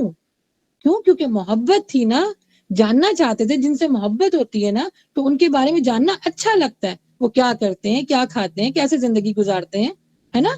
تو اس سے بہت زیادہ بڑھ کے ہمیں اللہ کے بارے میں جاننا ہے۔ میری کیا کوشش ہے، دیکھیں جتنے بھی لوگ ہوتے ہیں جو آپ کو، میں تو خیر اسٹوڈنٹ ہوں، میں تو کچھ بھی نہیں ہوں، بہت گناہگار ہوں، اللہ تعالیٰ معاف فرمائے، لیکن جتنے بھی لوگ جو دین کو پڑھتے پڑھاتے ہیں ان کے ذہن میں ایک چیز کیا ہوتی ہے، یہ نہیں ہے کہ میرے بارے میں جان کر جو ہے مجھے بڑا فخر، تو وہ جتنی بھی میری نیکیاں ہوں گی سب جو اللہ تعالیٰ ضائع کروا دے گا۔ ہم سب کی کوشش کیا ہونی چاہیے کہ جو بھی ہم سے بات کرتا ہے وہ ہم اس کو ایک رشتہ بتائیں، جو رشتہ اللہ سبحانہ تعالیٰ نے پیدا کیا ہے کہ ہم اس دنیا میں اپنے اللہ کو راضی کرنے کے لیے آئے ہیں۔ تو جب ہم یہاں پہ جمع ہوتے ہیں تو اس کا مقصد کیا ہے؟ یا جو جتنی بھی میری جو سسٹرز ہیں وہ مجھ سے اگر کہتی ہیں کہ ہمیں آپ کے بارے میں جاننا ہے، تو سب سے پہلے یہ جانیے کہ اللہ سبحانہ تعالیٰ نے کیا احکامات دیے ہیں ہمیں اس دنیا میں آنے کو، ایک دوسرے کے ساتھ کیسا بہیو کرنا چاہیے۔ میری کوشش کیا ہوتی ہے کہ میں ان کو اس رشتے پہ لے کر آؤں کہ میرا آپ کا رشتہ کیا ہے؟ اللہ کے لیے ملتے ہیں اور اللہ کے لیے جدا ہو جاتے ہیں۔ میرا یہ آپ نے بات بہت ساری لوگوں سے میں نے کی ہے، اور میرے خیال سے آپ لوگوں کو یاد بھی ہوگی۔ میں ایک ہی بات کہتی ہوں جس سے میری پہلی دفعہ بات شروع ہوتی ہے کہ میرا رشتہ آپ کے لیے رشتہ جو پیارا آپ کو لگ رہا ہے، اس میں محبت لگ رہی ہے، وہ کیوں لگ رہی ہے؟ کیونکہ اللہ کے لیے ملتے ہیں، اللہ ہی کے لیے جدا ہو جاتے ہیں۔ اور ایسے لوگوں کے لیے اللہ نے فرمایا ہے کہ روز محشر میں اپنے سائے تلے ان کو رکھوں گا جہاں پہ کوئی سایہ نہیں ہوگا رحمت کا سوائے اللہ کے، جو اللہ کے لیے محبت کرتے ہیں ایک دوسرے سے۔ تو الحمدللہ ہماری محبت کا جو جذبہ ہے وہ کیا ہونا چاہیے کہ ہم اپنے اللہ کو راضی کریں۔ اس کے لیے عقائد کا پڑھنا بہت ضروری ہے۔ کسی بھی عمل سے خوشی آپ کو اس وقت ملے گی جب، یا ناراضگی، یا یہ جو بھی آپ کو ملتی ہے سیٹسفیکشن، کہ جب آپ یہ دیکھیں کہ اس میں اللہ سبحانہ تعالیٰ کے احکامات کیا ہیں۔ اللہ سبحانہ و تعالیٰ کا ہم پر حق ہے اس کو جاننے کا کہ وہ ہے کیا، وہ کون ہے، وہ کیوں ہمیں سب کچھ دے رہا ہے، اور ہمیں دے رہا ہے تو ہمیں کیا کرنا چاہیے۔ انشاءاللہ آگے میں اس کو کنٹینیو کروں گی کہ ہمیں کیا کرنا چاہیے۔ ابھی تو یہ نا کہ ہمارے اس دنیا میں آنے کا مقصد کیا ہے، انشاءاللہ اس کو میں کنٹینیو کروں گی کہ کیا کرنا چاہیے، اس کی صفات کے بارے میں۔ دیکھیں، اس خالق کو سمجھنے کا صحیح اور اصل طریقہ ہے اس کے کلام پاک کو پڑھنا، جس میں کھول کھول کر بیان کر دیا گیا ہے کہ اللہ سبحانہ تعالیٰ کون ہے، نبی صلی اللہ علیہ وسلم کی تعلیمات کیا ہیں، نبیوں کی تعلیمات کیا ہیں۔ دیکھیں، اسلام کا جو اثاثہ ہے نا وہ توحید پر ہے۔ مقصد حیات کے لیے اللہ کی ذات کو جاننا بہت ضروری ہے۔ ہم روزانہ 5 ٹائم کی نماز پڑھتے ہیں، اور اس میں کیا پڑھتے ہیں؟ ابھی بھی اس کی تلاوت ہوئی ہے، ایاک نعبد و ایاک نستعین، ہم تیری عبادت کرتے ہیں، ہم تجھ سے ہی مدد چاہتے ہیں. یہ میں یہاں پہ گھڑی ریپیٹ کرتی ہوں. ہم تیری عبادت کرتے ہیں، ہم تجھ سے ہی مدد چاہتے ہیں. یہ مدد کا جو معنی رک کر سوچنا ہے. ہم کسی غیر اللہ سے مدد نہیں لے سکتے، ہم کسی غیر اللہ سے دعا نہیں مانگ سکتے. یہاں پر بتایا جا رہا ہے سورۃ الفاتحہ جس کو کہا ہے جس نے اگر نماز میں سورۃ الفاتحہ نہیں پڑھی اس کی نماز قائم ہی نہیں ہوئی. اور یہاں پہ کیا بتا رہے ہیں؟ تیری عبادت کرتے ہیں، تجھ سے مدد مانگتے ہیں. اپنے عقائد کو سیدھا کرنے کے لیے ہمیں یہ جاننا بہت ضروری ہے کہ یہ مدد کے کیا معنی. ہم اللہ معاف فرمائے کہ وہ عبد القادر جیلانی سے بھی مدد مانگ لیتے ہیں، غیر اللہ سے بھی مدد مانگ لیتے ہیں، قبر کے پاس چلے جاتے ہیں، وہاں پہ سجدہ دیں. میں یہ نہیں کہہ رہی کہ یہاں پہ جتنی سسٹر ہیں ان کا یہ عقیدہ ہوگا، اللہ نہ کرے کسی کا یہ عقیدہ ہو. لیکن میرے مشاہدے میں بات آئی ہے، میں نے جو بے اولادی کا جو گروپ کھولا ہے وہ اسی کانسیپٹ کے ساتھ کھولا ہے کہ جن کے پاس اولادیں نہیں ہوتی ہیں وہ کیا کرتے ہیں، ان کا عقیدہ بالکل ضعیف ہو جاتا ہے، بالکل زیرو ہو جاتے ہیں وہ لوگ. اور وہ کہاں چلے جاتے ہیں؟ ہر کوئی ایرا غیرم کو بتا دیتا ہے کہ وہ فلاں جو ہے وہ کپڑے والے بابا بیٹھے ہوئے ہیں، وہ والی سرکار بیٹھے ہوئے ہیں، وہ دعائیں قبول کرتے ہیں، ان کے گھر میں تو اولاد بھی، وہ میری ایک دوسری گئی تھی سسٹر، ان کے گھر میں اولاد ہو گئی تھی، چلو تم بھی چلو. اب وہ کیا ہوتا ہے، بچیاں جو ہے وہ چل پڑتی ہیں، اپنی عزت بھی گواتی ہیں، اپنا پیسہ بھی ضائع کرتی ہیں، اور ایمان سے بھی جاتی ہیں. جب آپ نے اگر کسی غیر اللہ سے مدد لے لی تو مارنے والا دینے والا صرف اور صرف اللہ ہے. اللہ سبحانہ و تعالیٰ کو ہم اپنا خالق اور مالک مانیں گے تبھی تو ہمارے عقائد میں درستگی آئے گی. اگر عقیدہ درست نہیں ہوگا آپ جتنی بھی محنت کر لیں وہ سب ضائع ہو جائے گی. انسان کی اخروی اور دنیاوی نجات کا دار و مدار توحید پر ہے. میں اس کو اگین ریپیٹ کر دیتی ہوں، انسان کی اخروی اور دنیاوی نجات کا دار و مدار توحید پر ہے. اور توحید کے لغوی معنی میں پہلے بھی آپ کو بتا چکی ہوں اور گھڑی گھڑی بتاؤں گی. توحید کے معنی ہیں واحد، اکیلا، یکتا، لسانی، احد، ہمیشہ قائم رہنے والا، ہمیشہ دینے والا. ہم نبی صلی اللہ علیہ وسلم سے بھی نہیں مانگ سکتے. میں نے آپ کو پتا ہے میں نے نعتیں سننے ختم کر دیے، چھوڑ دیے، اتنی کا اور اتنا معاملات نہیں پتہ تھا. اللہ سبحانہ تعالیٰ معاف فرمائے. تو جہالت میں ہم بھی تھے. جب ہم اس طرف آئے ہیں تو جب میں نے غور کیا ہے عقیدے کے اوپر اور جب نعتوں کے اوپر غور کیا ہے، اللہ اکبر، اس میں شرک ہے، اس میں بدعت ہے. یعنی نبی صلی اللہ علیہ وسلم سے مانگ لیتے ہیں. ایک بڑی مشہور ہے، آپ لوگ کو بھی معلوم ہوگا، میں اس کے الفاظ بھول رہی ہوں، وہ بھر دے جھولی میری یا محمد. نبی صلی اللہ علیہ وسلم بھریں گے؟ نہیں، اللہ سبحانہ تعالیٰ بھرتے ہیں. دعاؤں کو کون قبول کرتا ہے؟ اچھا، یہ تعلیمات ہمیں کس نے دی ہے؟ خود نبی صلی اللہ علیہ وسلم نے، کہ مانگو اللہ سے. سورہ بقرہ میں ہے کہ اے نبی ان سے کہہ دیجئے کہ جب یہ مجھے پکارتے ہیں، اے نبی ان سے کہہ دیجئے کا مطلب یہ ہوتا ہے کہ نبی صلی اللہ علیہ وسلم کو بھی وہ عمل کرنا ہوتا ہے. یعنی نبی کو بھی کس سے مانگنا ہے؟ صلی اللہ علیہ وسلم، اللہ سبحانہ و تعالیٰ سے. تو ہم کیسے غیر اللہ سے مانگ سکتے ہیں؟ کیسے ہماری حاجات کو پورے کر سکتا ہے؟ اگر وہ ہماری حاجات کو پورا کر سکتا تو وہ آج وہ تھڑے پہ یا گلی میں نہ بیٹھا ہوا ہوتا. وہ سب سے پہلے جو ہے نا وہ اپنی اگر معاملات زندگی کو پورا کرتا تو وہ ایک بہت بڑے محل میں بیٹھا ہوا ہوتا. ہم کس کے پاس جاتے ہیں؟ وہ ایک میں بتاؤں، مجھے تو حیرت ہوتی ہے، اللہ اکبر، شلوار والے بابا، مجھے کسی سسٹر نے بتایا، میں حیران ہوں، پریشان کہ بابا کسی کے بھی آگے لگا دو تو کیا نعوذ باللہ من ذالک وہ اللہ والا ہو جاتا ہے. شلوار والے بابا. اور وہ کیا تھا، اللہ معاف فرمائے، وہ ننگے بیٹھتے تھے، بیٹھتا تھا بلکہ تو اللہ اکبر، اللہ اس کو نیست و نابود کرے، اور بچیوں کو اپنے پاس بلاتا تھا. کون بچیاں جاتی تھی؟ جن کے پاس اولاد نہیں ہوتی تھی. وہ جاتی تھی وہاں پر بتاتے تھے، میں اپنے ٹاپک سے ہٹ رہی ہوں لیکن یہ بتانا بہت ضروری ہے. وہ کیا ہوتا تھا کہ وہ جاتی تھی وہاں پر اور ایک بہت بڑا میدان بتائی کہ مجھے میری ساس لے گئی، اس کے گھر میں اولاد نہیں تھی. لوگ کہتے تھے کہ بھائی تانے مارتے تھے. ایک تو یہ لوگوں کو پتہ نہیں کیا اللہ کے معاملات میں دخل اندازی کرنے کا شوق ہے، اور یہ ایک ایک چیز ان کی لکھی جا رہی ہے. اللہ کے گھر ان کو جواب دینا پڑے گا، اللہ ان کو ہدایت فرمائے. خیر، لوگوں کو کہنے پہ کہ بھائی اولاد نہیں ہے، تمہارے گھر تو بہو آ گئی ہے، خوشی نہیں آئی، فلاں فلاں. وہ بچی ساس کے کہنے پہ ظاہر ہے بچیاں جو ہے وہ قرآن سے نہیں جڑی ہوئی ہوتی. ہمارے تربیت میں نہیں ہے کہ ہم اپنے بچوں کو قرآن سے جوڑیں.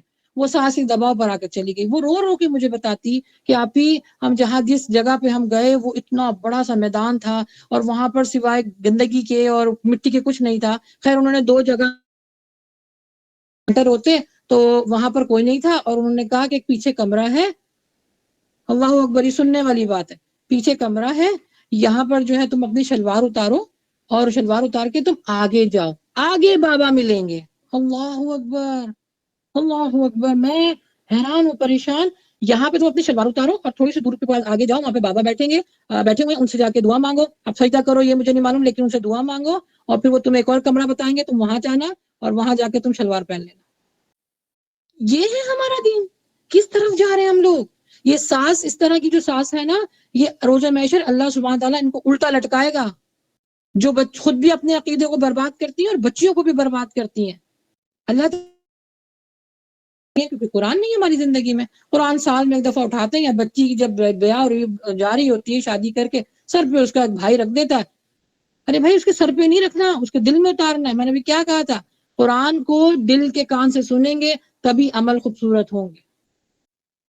میں کہاں سے کہاں، کیونکہ بات جب نکلتی ہے تو دل چاہتا ہے آپ لوگ کو میں سب کچھ بتاؤں کہ جو میرے مشاہدے میں ہے، کیونکہ میرے پاس تو آل اوور دا ورلڈ بچیاں ہیں، خواتین ہیں، کہ کس طریقے سے زندگی گزار رہے ہیں. ہمیں بہت ضرورت ہے اپنی زندگی کو درست کرنے کا، بہت ضرورت ہے. اور اس کے لیے کیا ہے عمل، کیا ہونا چاہیے؟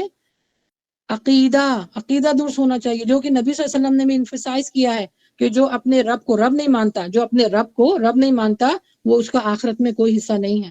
اور اس کو جاننے کے لیے پہلے بھی میں نے آپ لوگ کو لیکچر دیا ہوا ہے، ربوبیت، الوہیت، اسماء صفات. ربوبیت کے مطلب کیا ہے؟ کہ صرف اور صرف اللہ کو ایک جاننا، صرف اور صرف اللہ کو ایک جاننا کہ وہی دینے والا ہے، وہی رازق ہے. اچھا میں آپ کو بتاؤں کہ اللہ سبحانہ و تعالیٰ نے جب دنیا بنائی تو یہ ربوبیت کا جو کانسیپٹ تھا یہ قائم تھا.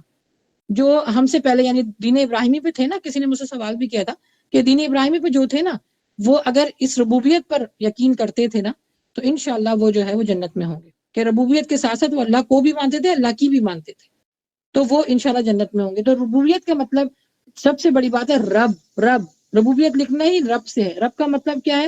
اللہ پر یقین رکھنا کہ وہ خالق ہے، مالک ہے، مارنے والا ہے، دینے والا ہے، جلانے والا ہے، پیدا کرنے والا ہے.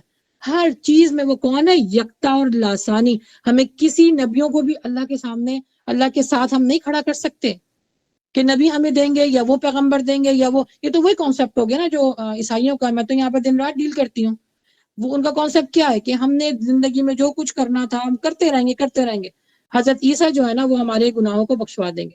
یہاں نبی فرما رہے ہیں اپنی بیٹی سے، اپنی لخت جگر سے کہ اے فاطمہ جو کچھ تمہیں کرنا ہے اس دنیا میں کر کے جاؤ، یاد رکھو میری نسبت وہاں پہ کام نہیں آئے گی. کون کہہ رہے ہیں؟ نبی صلی اللہ علیہ وسلم اپنی بیٹی سے. اور ہم اس پر ہیں کہ نبی، ابھی میں نے کچھ دنوں پہلے کسی بچی نے مجھے ایک نعت بھیجی کہ آپ یہ صحیح ہے کہ اس میں شرکیہ جملہ یہی تھا کہ نبی کا اللہ کا بچایا تو نبی بچا سکتے ہیں، یہ اس کا مفہوم تھا. اور نبی کا بچایا کوئی نہیں، نبی کا چھوڑا کوئی نہیں بچا سکتا، اس طرح کے کچھ مفہوم تھا جو بالکل شرک کے اوپر تھا. یعنی ہم یہ سننے لگے، نعتوں کو سنتے وقت بھی جو ہے وہ 10 دفعہ سوچیں. میں آپ کو یہاں پر ایک ایڈوائز دینا چاہوں گی کہ نعتوں کے بجائے دیکھیں، جب آپ نعت ہم کیوں سنتے تھے یا کیوں سنتے ہیں؟ کہ نبی صلی اللہ علیہ وسلم کی شان اس میں بیان ہوتی ہے، رائٹ؟ اچھا ہمیں حکم کیا ہے؟ درود پڑھنے کا. درود پڑھنے کا حکم ہے. قرآن مجید میں اللہ تعالیٰ نے فرمایا ہے کہ جس طرح میں اور میرے فرشتے درود سلام نبی صلی اللہ علیہ وسلم میں بھیجتے ہیں، اے ایمان والو تم بھی ان پر درود و سلام بھیجو. ایک شخص کے لیے اگر آپ تعریف کے کلمات کہیں گی تو اس کو وہ زیادہ پسند آئے گا، یا اگر آپ اس کے لیے دعا کریں گے وہ زیادہ پسند آئے گا؟ اب اپنے ایمان سے خود بتائیے.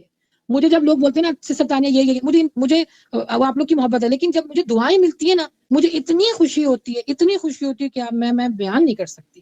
تو اس لیے ہمیں حکم کس چیز کا؟ درود پڑھنے کا، کہ نبی صلی اللہ علیہ وسلم پہ درود بھیجیں. اس سے کیا ہوگا؟ ہمارے درجات بلند ہوں گے، ہمارے گناہوں میں معافی آئے گی، اللہ سبحانہ تعالیٰ ہم سے خوش ہوگا، راضی ہوگا. تو یہاں میں کیا بتا رہی تھی؟ ربوبیت کے لیے آپ نے یہ جاننا ضروری ہے، اس پر آپ عقیدہ فٹ کر لیجئے کہ صرف اللہ ہی ہے سب کچھ دینے والا. دیکھیں اس نے اچھی تقدیر اور بری تقدیر دونوں بنائی ہے. یہ بھی ایک بہت لمبا ٹاپک ہے، انشاءاللہ کبھی کور کروں گی کہ تقدیر کے اوپر لوگ بہت لڑتے ہیں، میری تو تقدیر خراب ہے. دیکھیں ہر چیز اللہ کی طرف سے ہے نا، من جانب اللہ ہے. تو جب اس نے ہی ہم کو سب کچھ دیا ہے تو پھر پریشان ہونے کی ضرورت کیا ہے؟ جیسے ایک بچہ ہوتا ہے، اگر کوئی غلط کام گلی میں کر آتا ہے، اس کو پتا ہے کہ اگر میں اپنی اماں کو بتا دوں گا صحیح سچ تو میری مما جو ہے نا مجھے کور اپ کر جائیں گی، رائٹ؟ چاہے وہ غلط ہو یا صحیح. ایک میں بچے کا کانفیڈنس آپ کو بتا رہی ہوں، وہ کیا کہتا ہے کہ میری امی جو ہے نا مجھے اس پہ کور اپ کر جائیں گی.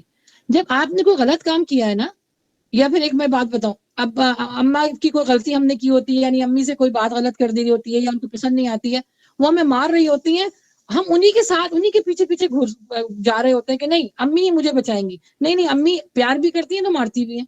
اسی طرح اللہ سبحانہ و تعالیٰ کے ساتھ اگر کوئی معاملات آپ کے ایسے ہو گئے، گناہ ہو گیا، تو اللہ تعالیٰ فرماتے کیا ہے، نبی صلی اللہ علیہ وسلم کی حدیث ہے کہ آدم کا بیٹا خطا کار اپنے گناہوں سے معافی مانگے، یہ بہترین خطا کار ہیں۔ گناہ کرنا گناہ نہیں ہے، یاد رکھے پیاری بہنوں، بڑا میں جو بہت وسیع جملہ بولنے جا رہی ہوں، اس کو سوچیے گا۔ گناہ کرنا گناہ نہیں ہے، گناہ کرنا گناہ نہیں ہے، گناہوں پر معافی نہ مانگنا گناہ ہے۔ اللہ سبحانہ تعالیٰ نے فرمایا کہ جو قومیں گناہ نہیں کرتی اور صرف وہ جو ہے وہ سچائی اور اس پہ راستے پہ چلتی ہیں اور وہ یہ سوچتی ہیں کہ ان کو بخشی جائے گا، تو نہیں، پھر میں ان کی جگہ ایسی قوموں کو، یہ قرآن مجید ہے، ایسی قوموں کو لے کر آؤں گا جو گناہ کریں گے اور گناہ کر کے معافی طلب کریں گے۔ لیکن اس کا ہرگز مطلب یہ نہیں ہے، میں یہ نہیں بتانا چاہ رہی کہ آپ گناہ کرتے رہیں اور کہیں کہ غفور رحیم معاف کر دے گا، نہ بچنا بھی تو ہماری ذمہ داری ہے نا۔ اللہ تعالیٰ نے قرآن مجید میں کیا فرمایا کہ برائی سے ایک دوسرے کو روکو اور نیکی میں ایک دوسرے کا ساتھ دو۔ تو ایک پوری ایک ڈاکٹرائن ہے، اس میں اللہ سبحانہ تعالیٰ ایک بہترین طریقے سے جو نا بتا رہے ہیں انسان کو کہ تمہیں کیا کرنا ہے کیا نہیں کرنا۔ اگین آپ نے قرآن سے جڑیں گی تو اپنی زندگی کا مقصد بہترین پائیں گی۔ پھر آ جاتا ہے ہمارے پاس ربوبیت ابھی ہم نے جان لیا۔ الوہیت جس کے معنی ہے اطاعت کرنا، عبادت کرنا، فرمانبرداری کرنا۔ الوہیت کا جو لفظ ہے وہ الہ سے نکلا ہے، جس کے معنی ہے معبود برحق، یعنی اس بات کا اقرار کرنا کہ میں صرف اللہ سبحانہ تعالیٰ کو ہی اپنا رب مانتی ہوں اور وہی عبادت کے لائق ہے۔ جیسے کہ اللہ سبحانہ تعالیٰ نے فرمایا ہے وَعْبُدُوا اللَّهَ وَلَا تُشْرِكُوا بِهِ شَيْئًا، سورہ نساء میں ہے کہ اللہ سبحانہ و تعالیٰ کی میں عبادت کرتی ہوں اور اس کے ساتھ میں کسی کو شریک نہیں ٹھہراتی ہوں۔ اب یہ سنیے گا، امام ابن تیمیہ کا بڑا پیارا قول ہے کہ انہوں نے فرمایا کہ عبادت ایک ایسے جامع نام ہے جس سے وہ تمام ظاہری اور باطنی اقوال اور اعمال مراد ہے، جس سے اللہ سبحانہ و تعالیٰ کے اندر، اللہ سبحانہ تعالیٰ کے گھر آپ کو پسندیدگی کا رتبہ ملتا ہے، اللہ سبحانہ تعالیٰ آپ کو پسند کرنے لگ جاتا ہے، اللہ آپ سے راضی ہونے لگ جاتا ہے، جو کہ صرف اور صرف اللہ سے ہونی چاہیے۔ اس کو بھلے سے لکھ لیجئے، میں آہستہ آہستہ بولوں گی۔ دیکھیں اگین، عبادت کی اقسام ہے جو کہ صرف اور صرف اللہ کے لیے ہونی چاہیے، خاص صرف اس کے لیے ہونی چاہیے۔ کیا ہے وہ؟ دعا کرنا، مدد طلب کرنا، فریاد کرنا، قربانی کرنا، نظر و نیاز دینا۔ اگین نظر و نیاز کے بہت میرے پاس کوشچن آتے ہیں۔ نظر و نیاز دینا، خوف کھانا، خوف بھی اللہ ہی سے کھانا، کسی اور سے مت ڈرنا۔ اگر آپ کسی اور سے ڈریں گے تو یہ بھی شرک ہے، یاد رکھیے، شرک اصغر ہے یہ، کہ کسی اور سے ڈر کر آپ نے جھوٹ بول دیا۔ اللہ دیکھ رہا ہے آپ کو، اس کا ڈر نہیں ہے میری امی ناراض نہ ہو وہ جھوٹ بول دو، میرے شوہر ناراض نہ ہو جھوٹ بول دو۔ تو خوف کھانا بھی اللہ سے، امید رکھنا، امید لگانا، یہ بہت ضروری ہے۔ جب ہمارے اوپر پریشانی آتی ہے توکل اور امید ہم کھو دیتے ہیں۔ پھر توکل اور بھروسہ کرنا، توبہ کرنا، محبت کرنا، محبتوں کا اللہ سبحانہ و تعالی سب سے بڑا حقدار ہے ہماری محبتوں کا۔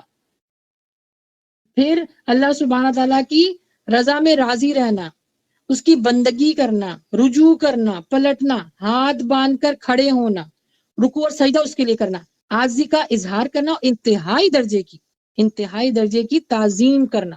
اب جیسے میرے پاس کوشچن جو آتے رہتے ہیں، اس میں ایک یہ بھی ہے کہ جب ٹیچرز کے لیے کھڑا ہوا جاتا ہے، اس پہ بھی میں نے لمبا ڈیٹیل لیکچر دیا ہوا ہے کہ یہاں پہ کیا بتایا جا رہا ہے، ہاتھ باندھ کر کھڑا ہونا، صرف اور صرف، اس کو قیام کی حالت کہا جاتا ہے نا، وہ صرف اور صرف کس کے لیے ہونی چاہیے؟ اللہ کے لیے۔ یہ سب وہ اعمال ہیں جو صرف اور صرف اللہ سبحانہ و تعالیٰ کے لیے ہونے چاہیے۔ حضرت عمر نے فرمایا، نبی صلی اللہ علیہ وسلم کی حدیث ہے کہ ایک دفعہ انہوں نے میرے جسم کا حصہ پکڑا، حضرت عمر فرماتے ہیں، اور انہوں نے کہا کہ میں نے اللہ کے نبی صلی اللہ علیہ وسلم نے میرے جسم کا حصہ بہت زور سے پکڑا اور فرمایا کہ اللہ کی عبادت اس طرح کیا کرو کہ گویا وہ تم کو دیکھ رہا ہے۔ اللہ اکبر۔ وہ کہتے ہیں کہ میں نے اپنے جسم پر ان کے ہاتھوں کی سختی محسوس کی، یعنی سوچیں کہ وہ بولتے وقت کتنے کانپ رہے ہوں گے، کہ تم اپنی عبادت اس طرح کیا کرو کہ جیسے کہ گویا تمہیں اللہ دیکھ رہا ہے۔ یہ نبی صلی اللہ علیہ وسلم بتاتے ہوئے کانپ رہے ہیں، اور ہم کھڑے ہو جاتے ہیں، آڑے ترچھے کھڑے ہو گئے، عجیب عجیب کپڑے گندے سندے ہو کے کھڑے ہو گئے، باریک ہیں، موٹے ہیں، دوپٹہ۔ میں مسجدوں میں جاتی ہوں، یقین جانے مجھے اتنی تکلیف ہوتی ہے اس بات کی، ہمیں پراپر ڈریس پہننا نہیں آتا نماز میں۔ خیر میں اس کی تو بات چھوڑ دیں کہ عام دنوں میں جو بچیاں جینس اور اس طرح کے معاملات ہیں، پاکستان اور انڈیا سے تو اب دوپٹے ہی ختم ہو چکے ہیں، اوڑھنیاں ہی ختم ہو گئی ہیں، وہ تو ایک بالکل الگ ٹاپک ہے۔ یعنی آپ یہ دیکھیں کہ نماز کی حالت پہ تو اپنے آپ کو کور کرو نا، وہ تک نہیں آتا، وہ تک نہیں سیکھا ہوا۔ اتنی بچیاں خواتین آتی ہیں خوشبو لگا کر آتی ہیں مسجد میں، اللہ اکبر. ایسی عورت کو نبی صلی اللہ علیہ وسلم نے فرمایا ہے 3 دفعہ تم زانیہ ہو زانیہ ہو زانیہ ہو. تم جاؤ ایسا غسل لو جیسے ایک زانی عورت، ایک جنابت والی عورت غسل لیتی ہے. اللہ اکبر. خوشبو لگائی ہوئی ہوتی ہے، آدھے سے زیادہ سر ان کا ننگا ہوتا ہے، اور بس کھڑی ہو گئی، یہ نماز پڑھا وہ نماز پڑھی، یہ جا وہ جا. یہاں کیا بتا رہے ہیں حضرت عمر کہہ رہے ہیں مجھے نبی صلی اللہ علیہ وسلم کی ہاتھوں کی سختی اپنے بازو پر محسوس ہوئی ہے. ان کے ہاتھوں کی سختی اپنے بازو پہ محسوس ہوئی ہے. اتنی زور سے انہوں نے نہیں، جیسے انسان کو اگر کوئی بات کہنی ہوتی ہے تو اس کو ذرا بیچ کے کہتا ہے، یا خوف اگر ہوتا ہے تو کسی دوسرے کو بیچ لیتا ہے یا اپنے ہاتھوں کو بیچ لیتا ہے کہ تم کو اللہ سبحانہ تعالیٰ دیکھ رہا ہے. تو بس یہ ہے ہماری زندگی کا مقصد کہ جس میں اللہ سبحانہ تعالیٰ راضی ہو. اچھا ایک اور چیز یہاں پہ بتا دوں جو بہت ضروری ہے، کہ ہمارے اوپر ٹیسٹ جو آتے ہیں، جو آزمائش آتی ہے، پھر انشاءاللہ میں اس کو کنکلوڈ کروں گی، آپ لوگ کے کوشچن بھی لے لوں گی، بہت امپورٹنٹ ہے. اللہ سبحانہ و تعالیٰ نے ہمارے اوپر ٹیسٹ رکھا ہے، ٹھیک ہے. کوئی بھی شخص اس ٹیسٹ سے گزرے بغیر نہیں جا سکتا. اور اس کا ذکر کس میں ہے؟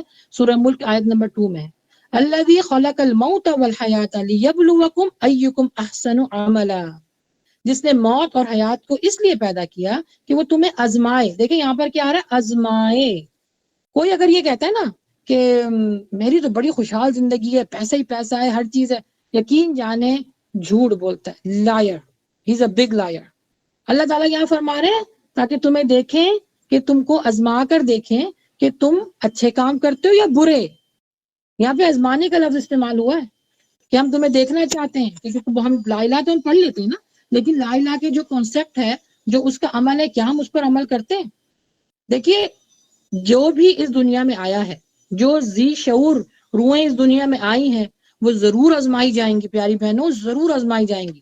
اللہ تعالیٰ نے اس دنیا کو نا کچھ اس طرح ڈیزائن کیا ہے کہ اس کا جو ٹیسٹ ہے نا، اس سے سب کو گزرنا ہے، اور گزرنے کے بعد پھر فیصلہ ہوگا کہ وہ آیا جنتی ہے کہ وہ دوستی ہے. جب اللہ سبحانہ تعالیٰ نے اس دنیا کو اور انسان کو اس طرح ڈیزائن کیا ہے کہ جب ہمارے پاس پریشانی آئے گی، آزمائش آئے گی، دکھ آئے گی، تکلیف آئے گی، تو یہ بھی بتا دیا ہے کہ اس سے کیسے گزرنا ہے. میں ہر کسی کے منہ سے یہ سنتی ہوں جب میرے پر مسئلے آتے ہیں، خاص طور پہ طلاق کے یا ایسے میاں بیوی کے، کہ ہمارے اوپر اتنی پریشانی کیوں ہے، میں تو یوں ہوں، میں تو یہ کرتی ہوں، میں تو نمازیں بھی پڑھتی ہوں، پھر میں اتنی دکھی کیوں ہوں، آزمائش بہت ہے، پریشانی بہت ہے. تو پیاری بہنوں یہ صرف آپ نہیں ہیں کہ صرف آزمائی جا رہی ہیں. پیغمبروں کو، رسولوں کو، انبیاء کو، صحابہ کو، ان سب کو ٹیسٹ سے گزارا گیا ہے. ان سب کو ٹیسٹ سے گزارا گیا ہے. تو میں اور آپ نہیں گزریں گے. میں اگر کہوں کہ وہ سسٹر تانیہ جو ہے وہ تو درس دیتی ہیں تو ان کے اوپر کوئی پریشانی نہیں آئے گی، یہ جھوٹ ہے. میں اگر بولوں گا نا تو جھوٹ بولوں گی. چاہے کوئی پڑھانے والا ہو دین کو یا پڑھنے والا ہو، کوئی بھی ہوگا وہ اس آزمائش سے نکلے گا. اس کو اپنے ذہنوں میں بٹھا لیں. ہم پھر پریشانیوں پہ نا پھر پریشان نہیں ہوں گے، پھر فوراً توکل اللہ کریں گے، فوراً امید اللہ سے لگائیں گے. ابھی میں نے کیا بتایا کہ حلویت کے اندر کیا ہے کہ خوف بھی اللہ سے کھانا ہے اور امید بھی اللہ سے لگانی ہے. یہ قرآن مجید میں اللہ تعالیٰ فرما رہے ہیں کہ ہم تم کو آزمائیں گے. کس کے ذریعے؟ خوف کے ذریعے، اولاد کے ذریعے، نفس کے ذریعے، رزق کے ذریعے. اور یہی 3-4 مسئلوں کے جو میسیجز میرے پاس بہت آتے ہیں. اب اللہ پہ توکل کر کے تو دیکھیں، سسٹر تانیہ سے بات کرنے سے پہلے اللہ سے بات کریں. سسٹر تانیہ آپ کو اسباب بتائیں گی، اللہ تعالیٰ آپ کو پیار سے سنے گا. اور وہ پیار سے سننے کا ٹائم کیا ہے؟ تہجد میں اٹھ کے رو کے اللہ سے بیان کریں، بات کریں جیسے ہم لوگ آپس میں بات کرتے ہیں نا، ایسے بات کر کے دیکھیں. کچھ دنوں میں نے ایک کلپ آپ لوگ کے ساتھ شیئر کیا تھا، عموماً میں شیئر نہیں کرتی، لیکن وہ مجھے اتنا پیارا طریقہ لگا ہے کہ ایک بزرگ تھے اور وہ بہت جیسے چھوٹے اس میں بیٹھے ہوئے تھے جگہ پر، اور وہ ایسے ہاتھ چلا کے اللہ سبحانہ تعالیٰ سے بات کر رہے تھے جیسے کہ سامنے ان کے کوئی بیٹھا ہوا ہے. یہ طریقے اختیار کریں نا، اللہ سے محبت کریں گے نا، تو آپ ان کے ساتھ جب ٹائم گزاریں گی نا، تو بس آپ کی کوشش ہوگی کہ میرا دنیا کا کام ختم ہو. کیا رات کی تنہائی کیا ہے؟ وہ ہے تہجد کا ٹائم. جیسے میں آپ کو بتا رہی تھی آزمائش، نبی صلی اللہ علیہ وسلم کے اوپر سب سے زیادہ آزمائش آئی ہے. 3 بیٹے اور 2 بیٹیاں ان کی زندگی میں دنیا سے چلے گئے. پھر ماں باپ انہوں نے اپنی زندگی میں اس طرح نہیں دیکھے جیسے ہم دیکھتے ہیں اپنے ماں باپ کو. پھر حضرت مریم کو شوہر کے بغیر بچہ دیا. اور وہ اچھا میں ایک بات یہاں پر مینشن کرتی چلوں کہ نبیوں کے اوپر بھی جو آزمائش آتی تھی نا، ان کو بتا کے نہیں آتی تھی کہ تمہارے اوپر بھی آزمائش آ رہی ہے. جب آزمائش آتی تھی پھر بتاتے تھے اللہ سبحانہ تعالیٰ کہ اس سے تمہیں کیسے نکلنا. یعنی ہر چیز وہ غیب ہے، آزمائش بھی آنا غیب ہے. نبیوں کو، پیغمبروں کو بھی نہیں پتا ہوتا تھا کہ ان کے اوپر کیا آزمائش آ رہی ہے. اگر یہ پتا ہوتا تو نعوذ باللہ من ذالک پھر اللہ کا کانسیپٹ، غیب کا کانسیپٹ تو ختم ہو جاتا ہے نا. تو حضرت مریم کو بھی بغیر شوہر کے بیٹا دیا، اور وہ جب اس آزمائش سے گزری نا تو ان کے منہ سے کیا نکلا؟ یہ سورہ مریم میں آپ پڑھ لیجئے گا کہ کاش اس سے پہلے میں مر چکی ہوتی. کیونکہ کیا ہے کہ لوگ کہتے ہیں کہ ہارون کی بہن ہے اس کے ماں باپ جو ہے یہ سورہ مریم میں آپ کو پوری ڈیٹیل ملے گی. حضرت ہارون کی یہ بہن تھی اور بتایا گیا کہ تمہارے لوگ مجھے کہیں گے کہ یہ تو اس کے تو ماں باپ بھی بہت اچھے تھے، بچلن نہیں تھے، تو یہ اس کے ساتھ یہ سارا معاملہ کیسے ہوا. لیکن کیونکہ آزمائش تھی اور ان سے ایک نبی کو پیدا کرنا تھا تو اللہ سبحانہ تعالیٰ نے ان کے اندر اسٹرینتھ دی اور ان کو کہا کہ تم ایک درخت کے نیچے جا کے بیٹھ جاؤ. یہ آزمائش تھی نا ان کی، اور کہا کہ کسی سے بات نہ کرنا. پھر ایک دم جو ہے بچہ سامنے آ جاتا ہے. تو کتنی بڑی آزمائش تھی. کیا ہمارے اوپر اتنی بڑی آزمائش آتی ہے؟ چھوٹی سی آزمائش آتی ہے، ہم کہتے ہیں بس سب کو چہار جوڑ کے بیٹھ جاتے ہیں. ہمارے پاس جاب نہیں ہے، ہمارے پاس بچہ پڑھ لے نہیں رہا، ہماری جو ہے وہ خواہشات پوری نہیں ہو رہی. یہ ہے ہماری زندگی کا مقصد؟ نہیں. پھر حضرت ابراہیم علیہ السلام کو کیا حکم دیا گیا تھا؟ اپنے بیٹے کو السلام کو کہاں اللہ تعالیٰ نے پلوایا؟ فرعون کے گھر میں، جہاں پر اتنا خطرناک ماحول تھا. حضرت یونس علیہ السلام کو مچھلی کے پیٹ میں ڈال دیا. حضرت نوح علیہ السلام کے بیٹا اور بیوی کو جو ہے وہ مشرک کر دیا. حضرت یوسف علیہ السلام کو کنویں میں ڈال دیا. حضرت آدم علیہ السلام کو درخت کے پاس اللہ سبحانہ تعالیٰ نے جو ہے وہ ادھر ان کی آزمائش لی. جب ان کے اوپر اتنی آزمائش آئے گی تو ہمارے اوپر آزمائش نہیں آئے گی کیا؟ بالکل آئے گی، ضرور آئے گی. اس آزمائش سے نکلنے کے لیے کیا طریقہ ہے؟ اللہ تعالیٰ نے فرمایا میری طرف رجوع کرو، ہمت نہیں ہارو، کیونکہ کبھی نہ کبھی آزمائش ختم ہو سکتی ہے اور ہوگی. دیکھیں رات اور دن آپس میں پلٹتے ہیں نا، تو رات کو تشبیہ دی گئی ہے آزمائش اور پریشانیوں سے، اور دن کو تشبیہ دی گئی ہے خوشی سے. تو یاد رکھیں کہ رات پرولونگ ہو سکتی ہے، لمبی ہو سکتی ہے، لیکن فار ایور نہیں ہو سکتی. اس طرح آزمائش بھی لمبی ہو سکتی ہے لیکن فار ایور نہیں ہو سکتی. لیکن اس میں اللہ سبحانہ تعالیٰ ہمارا طریقہ دیکھنا چاہتا ہے کہ ہمارا طریقہ کیا ہے، ہمارا بیہیویئر کیا ہے، کہ میں اس کے اوپر جب آزمائش ڈالتا ہوں یہ بندہ صبر کرتا ہے یا واویلا مچاتا ہے، اپنے گناہوں پر نظر اندازی کرتا ہے یا صرف مجھ کو ہی بلیم کرتا ہے کہ میرے اوپر پریشانی اللہ نے کیوں ڈالی. نعوذ باللہ من ذالک. یہ جملہ بولنا بھی کفر ہے کہ میرے اوپر پریشانی کیوں ڈالی اللہ، نعوذ باللہ میں ہی نظر آئی ہوں صرف. اس طرح کے جملے لوگوں کے بہت منہ سے نکلتے ہیں جب ایسے ان کے اوپر پریشانی آتی ہے. تو یاد رکھیں اللہ سبحانہ تعالیٰ نے ہمیں طریقہ بتایا ہے کہ غم سے نکلنا کیسے. اگر غم کے اندر آپ بہت رہیں گی نا، بس یہ کہ مجھ میں تو پریشانی آ گئی، میں تو کچھ کر نہیں سکتی، تو یاد رکھیں آپ کی جو صحت ہے وہ ختم ہو جائے گی. کیونکہ غم جو بندہ پالتا ہے اس کے دماغ سے ایک ایسے ہارمونس جو ہے نا وہ ریلیز ہوتے ہیں کہ اس کی وجہ سے اس کی صحت خراب ہوتی ہے. اچھا جب انسان بہت نیگیٹو ہو جاتا ہے نا تو کچھ ہارمونس ریلیز ہونا شروع ہوتے ہیں ہمارے جسم سے. جیسے ہمارے جسم میں پسینہ آتا ہے نا، اب دیکھا جائے پانی کہاں ہے بھائی، لیکن تھوڑی دیر بعد اگر آپ گرمی میں بیٹھے آپ کے جسم میں پسینہ آنا شروع کر دیتا ہے. یہ اسکن کے اندر سے نکلتے ہیں نا. اسی طرح جب آپ بہت نیگیٹو ہو جاتے ہیں، توکل اللہ نہیں کرتے، تو یہ جسم کے اندر جو ہماری کھال کے اوپر چھوٹے چھوٹے سے سوراخ ہوتے ہیں، ان کے اندر سے ایک قسم کی شعاعیں نکلنا شروع ہو جاتی ہیں. اور وہ جب نیگیٹو انسان ہوتا ہے اور وہ شعاع کس کو اٹریکٹ کرتی ہے؟ شیطان کو. شیطان کہتا ہے یہ تو اب گیا، اس کا توکل بھی گیا، اس کی امید بھی گئی، اب میرا وار. اور نیگیٹو ہوتا چلا جاتا ہے، اور نیگیٹو ہوتا چلا جاتا ہے، پریشانی میں اور چلتا چلا جاتا ہے، اور پھر کیا کرتا ہے؟ اپنے ایمان سے ہاتھ دھو بیٹھتا ہے. تو دیکھیں اللہ سبحانہ و تعالیٰ نے ہمیں جذبات کے اندر پیدا کیا. جذبات کے اندر ایک فورس ہوتا ہے، وہ فورس جب ریئیکٹ کرتی ہے نا مختلف طریقے سے، تو پھر انسان جو کیا کرتا ہے پھر وہ اس طرف کوشش کرتا ہے. جیسے کہ میں آپ کو بتاؤں، کسی کا پیشن ہے کہ بھائی مجھے یہ کرنا ہے، اب اس پیشن کو بنانے کے لیے اور حاصل کرنے کے لیے آپ کچھ بھی کر گزرتے ہیں، کچھ بھی. تو اگر سوچئے غم آپ کے اوپر اتنا رہے گا تو پھر آپ کیا کریں گی؟ کچھ کر سکیں گی نہیں. غم سے پناہ مانگی گئی ہے کہ غم کو اللہ تعالیٰ مجھ سے اس غم کو دور کر دے. دعا مانگنے کا حکم دیا گیا ہے. غم ہماری صحت کے لیے دشمن ہے. جو ہم غم پال لیتے ہیں، بس پریشانی آ گئی ہے اب تو یہ جائے گی نہیں، اور میں کیا کروں گی، بس میں تو ختم ہو گئی ہوں. اکبر ان کے ہاتھ میں چھوٹے چھوٹے بچوں کے، ان کے معصوم بچوں کے ہاتھ میں ان کی لاشیں ہوتی ہیں، اور وہ کیا پڑھتے ہیں؟ حسبنا اللہ و نعم الوکیل، الحمدللہ رب العالمین. اللہ اکبر. کیا ہمارے اوپر یہ جذبہ ہے؟ ہم تو ذرا سے پریشانی آتی ہے سب کچھ چھوڑ کے بیٹھ جاتے ہیں. وہ اپنے بچوں کی لاشیں گود میں لیے ہوئے ہوتے ہیں. آپ صبح شام دیکھتے ہیں اس طرح کی ویڈیو اور پکچرز کو، دل کانپ جاتا ہے. اور پھر اپنا غم نہیں لگتا. یاد رکھیں جب دوسرے کو اپنے سے نیچے سے دیکھیں گے نا تو بہت آپ کو اپنے حال بہت اچھا لگے گا، بہت بہترین لگے گا. پھر آپ کیا کریں گے؟ اللہ کا شکر ادا کریں گے. دیکھیے جب بھی آپ کے اوپر پریشانی آئے تو آپ نے کیا کرنا ہے؟ اللہ کی طرف رجوع کرنا ہے. شیطان خوش ہو جاتا ہے کہ اب تو اگر اس کے اوپر پریشانی آ گئی اب تو یہ توکل چھوڑے گا، اور جیسے ہی چھوڑے گا تو میں کامیاب ہو جاؤں گا. تو یاد رکھیں کہ جب نبیوں کے اوپر آزمائش آتی ہے نا تو اللہ سبحانہ تعالیٰ ان کے درجات کو بلند کرتا ہے. جب ہمارے اوپر پریشانی آتی ہے نا تو اللہ سبحانہ تعالیٰ ہمارے گناہوں کو اس کا کفارہ بنا دیتا ہے. اللہ سبحانہ تعالیٰ کو نہیں پسند کہ مومن بندہ جو ہے وہ گناہگار رہے. تو وہ گناہگار نہ ہونے کی وجہ سے کہ یہ نہ گناہگار رہے تو کیا کرتا ہے؟ ہمارے پر پریشانیاں ڈالتا ہے. پھر پریشانی جب آتی ہے جب وہ انسان اچھا ریئیکٹ کرتا ہے. میں ایک مثال سے آپ کو سمجھاتی ہوں کہ جیسے ابھی کلاس لگی ہوئی ہے، رائٹ؟ ابھی کوئی اپنا مائک اٹھائے اور اٹھا کے جو ہے نا گالیاں دینا شروع کر دے، ٹھیک ہے؟ یہاں پر مختلف لوگ بیٹھے ہوئے مختلف ریاکٹ کریں گے. کوئی اس کو چپ کروائے گا, کوئی اس کو اس سے بڑھ کے گالی دے گا, کوئی اس کو اگنور کرے گا, کوئی اس کا مائک میوٹ کر دے گا. کیا بتا رہی ہوں میں آپ کو, مختلف ریاکٹ ہوتے ہیں. تو اسی طرح جب اللہ تعالیٰ آپ کے اوپر آزمائی ڈالتا ہے تو ہر انسان کا مختلف ریاکٹ ہوتا ہے. وہ مختلف ریاکٹ ہمیں نہیں کرنا, ہمیں ایک ہی ریاکٹ کرنا ہے. کیا؟ وَاسْتَعِينُوا بِالصَّبْرِ وَالصَّلَاةِ. جب تمہارے پر پریشانی آئے تو تمہیں کس چیز سے کام لینا ہے؟ نماز سے اور صبر سے. صبر کیا ہے؟ صبر کو ہم بچوں کو بھی ہم پڑھاتے ہیں کہ صبر کا پھل کیا ہوتا ہے؟ میٹھا ہو.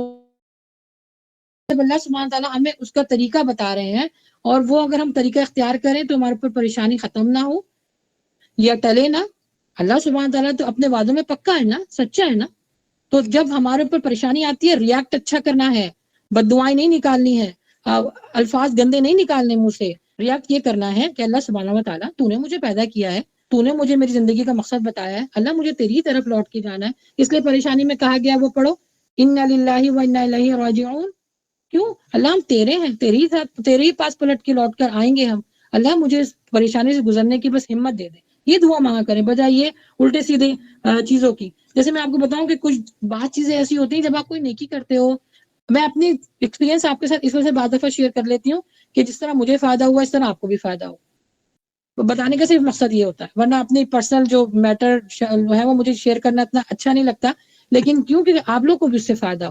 پچھلے دنوں ابھی پانی پاکستان میں گرمی بہت تھی, جو میری کوشش تھی تو وہ ہم وہاں تک پہنچے اور الحمدللہ پانی کا بندوبست کروایا.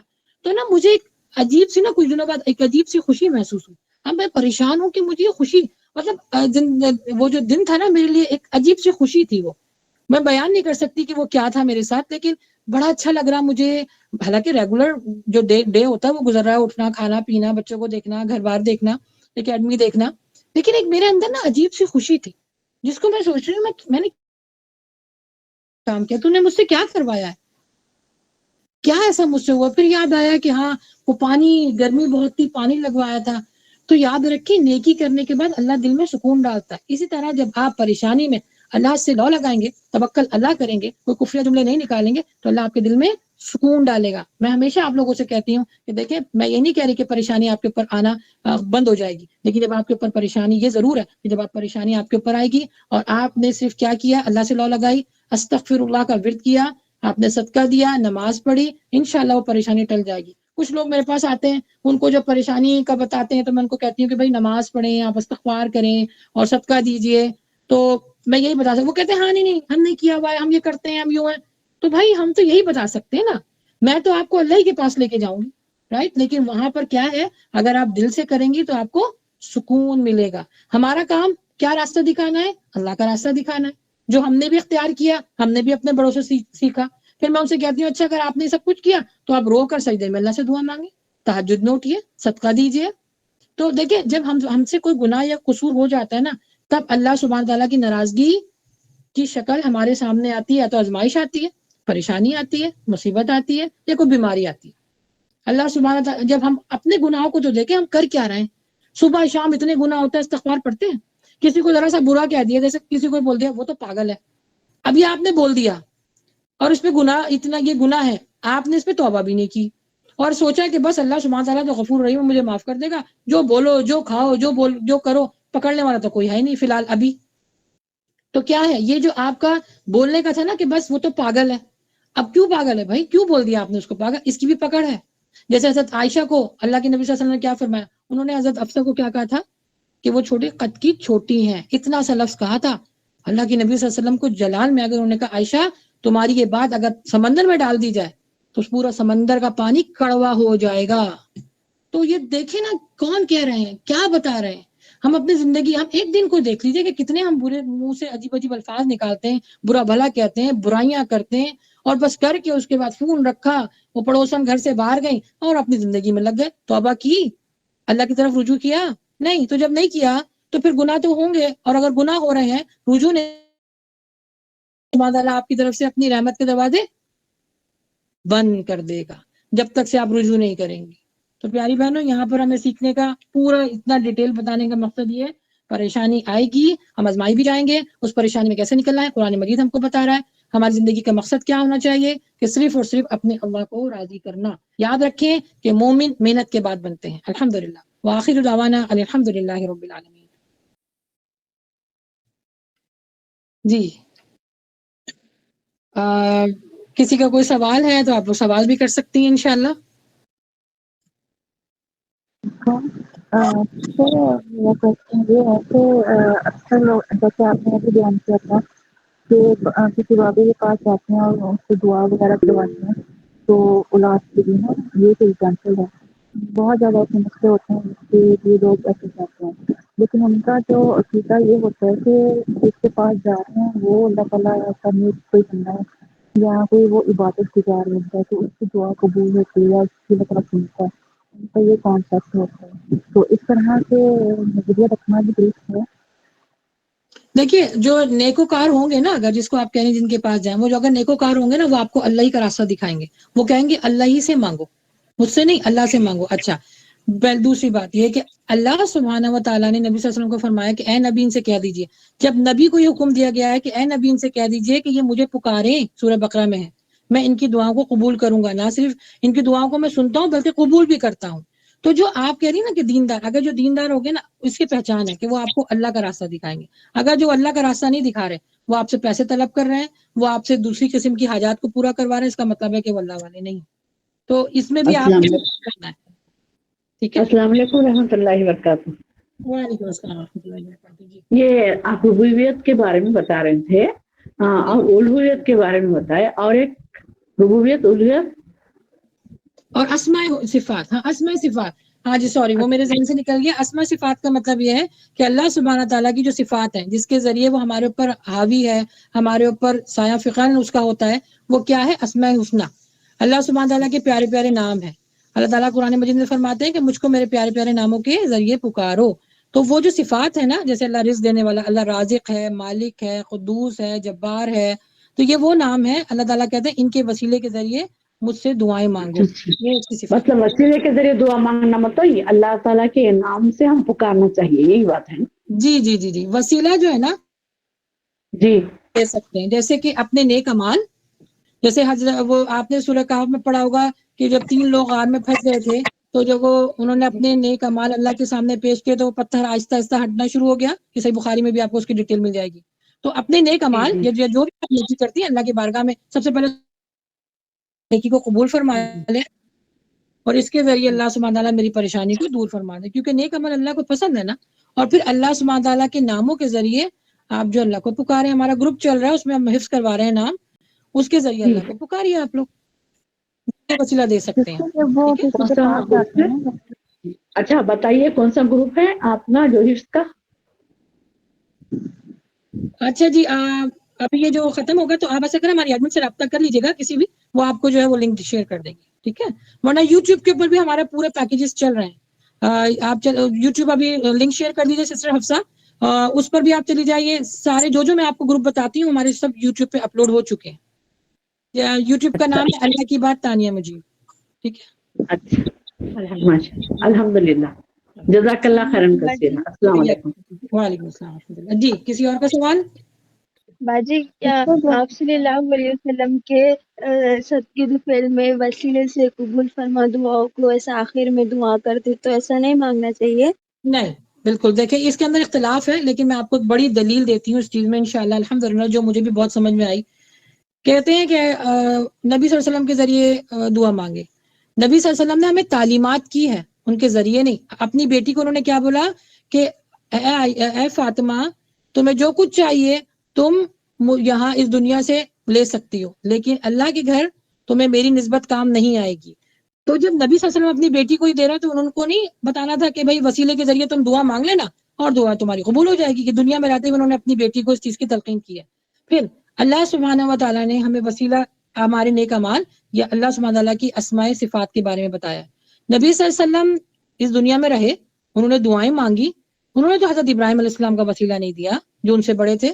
انہوں نے تو حضرت موسیٰ علیہ السلام کا وسیلہ نہیں دیا. انہوں نے تو نبی صلی اللہ علیہ وسلم نے حضرت آدم علیہ السلام کا وسیلہ نہیں دیا جو ان سب سے پہلے تھے. رائٹ. تو ہمیں یہ کرنے کا حکم نہیں ہے کہ ہم یہ کہیں کہ اللہ سبحانہ تعالیٰ نبی صلی اللہ علیہ وسلم کے وسیلے یا واسطے سے ہمیں جو ہے وہ ہماری دعاؤں کو قبول فرما لے. میری نظر میں یہ جو ہے نا شرک ہے، کیونکہ ہمیں ڈائریکٹ حکم دیا ہے. نبی صلی اللہ علیہ وسلم کو سورہ بقرہ میں فرمایا کہ اے نبی ان سے کہیے کہ یہ مجھے پکاریں. میں ان کی پکار کو سنتا ہوں، نہ صرف سنتا ہوں بلکہ قبول بھی کرتا ہوں. یہ نبی صلی اللہ علیہ وسلم سے کہا گیا. تو پھر ہمیں کیسے وسیلہ بنانے کا جو ہے وہ دعا میں آپ کو یہ وسیلہ نہیں ملے گا، اپنے اعمالوں کے ذریعے جی آپ بالکل اللہ کے سامنے پیش ہو سکتے ہیں. اور ہر انسان، اللہ سبحانہ وتعالیٰ فرماتے ہیں ہر کسی کی شرک سے زیادہ میں قریب ہوں. اللہ کو پکارنے کے لیے کسی وسیلے کی ضرورت نہیں ہے. اپنے اعمال کو درست کریں، اللہ سبحانہ تعالیٰ سے آپ ڈائریکٹ بات کریں. نبی صلی اللہ علیہ وسلم کیوں ڈائریکٹ بات کرتے تھے؟ حضرت موسیٰ علیہ السلام کیوں ڈائریکٹ بات کرتے تھے؟ حضرت ابراہیم علیہ السلام کیوں ڈائریکٹ بات کرتے تھے؟ ان کے اعمال درست تھے نا. اپنے اسی طرح مومن کو کہا گیا کہ اپنے اعمالوں کو درست کریں، آپ اللہ سے ڈائریکٹ بات کریں. اللہ تو گناہگاروں کی بھی تو سنتا ہے، صرف مومنوں کی نہیں، گناہگاروں کی بھی تو سنتا ہے. اور گناہگاروں کی اللہ تعالیٰ انتظار کرتا ہے کہ کب میرا بندہ جو ہے اس نے گناہ کیا اور یہ معافی مانگے اور میں اس کے لیے اس کو معاف فرماؤں. اللہ کو یہ ادا پسند ہے. ٹھیک ہے، تو وسیلہ نہیں ہے، ڈائریکٹ مانگیے اللہ سے. جزاک اللہ خیر. جی کسی اور کے پاس کوئی سوال؟ ابھی میرے پاس 15 منٹس ہے، پھر انشاءاللہ یہاں پہ ظہر ہو جائے گی. اچھا، اگر کسی نے آج سے کچھ سیکھا ہے، کچھ اپنے کامنٹ دینا چاہتے ہیں تو موسٹ ویلکم. ضروری نہیں، اگر سوال نہیں ہے تو بالکل آپ لوگ بھی پارٹیسپیٹ کر سکتی ہیں تاکہ تھوڑی مجھے تھوڑا ریلیکس مل جائے. آپ لوگ بولیے.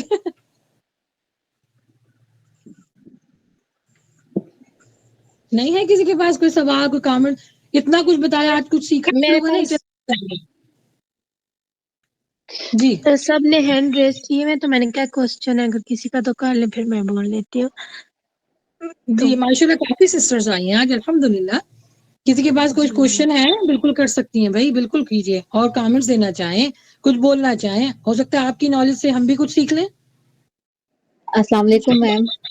وعلیکم السلام ورحمۃ اللہ. جی الحمدللہ میم، بہت کچھ سیکھنے کو ملتا ہے، اور یہ جو سیشن ہے اس سے کافی جو ہے نا بوسٹ اپ مل جاتا ہے پورے ہفتے کے لیے کہ ہمیں کچھ کرنا ہے یا سیکھا ہے.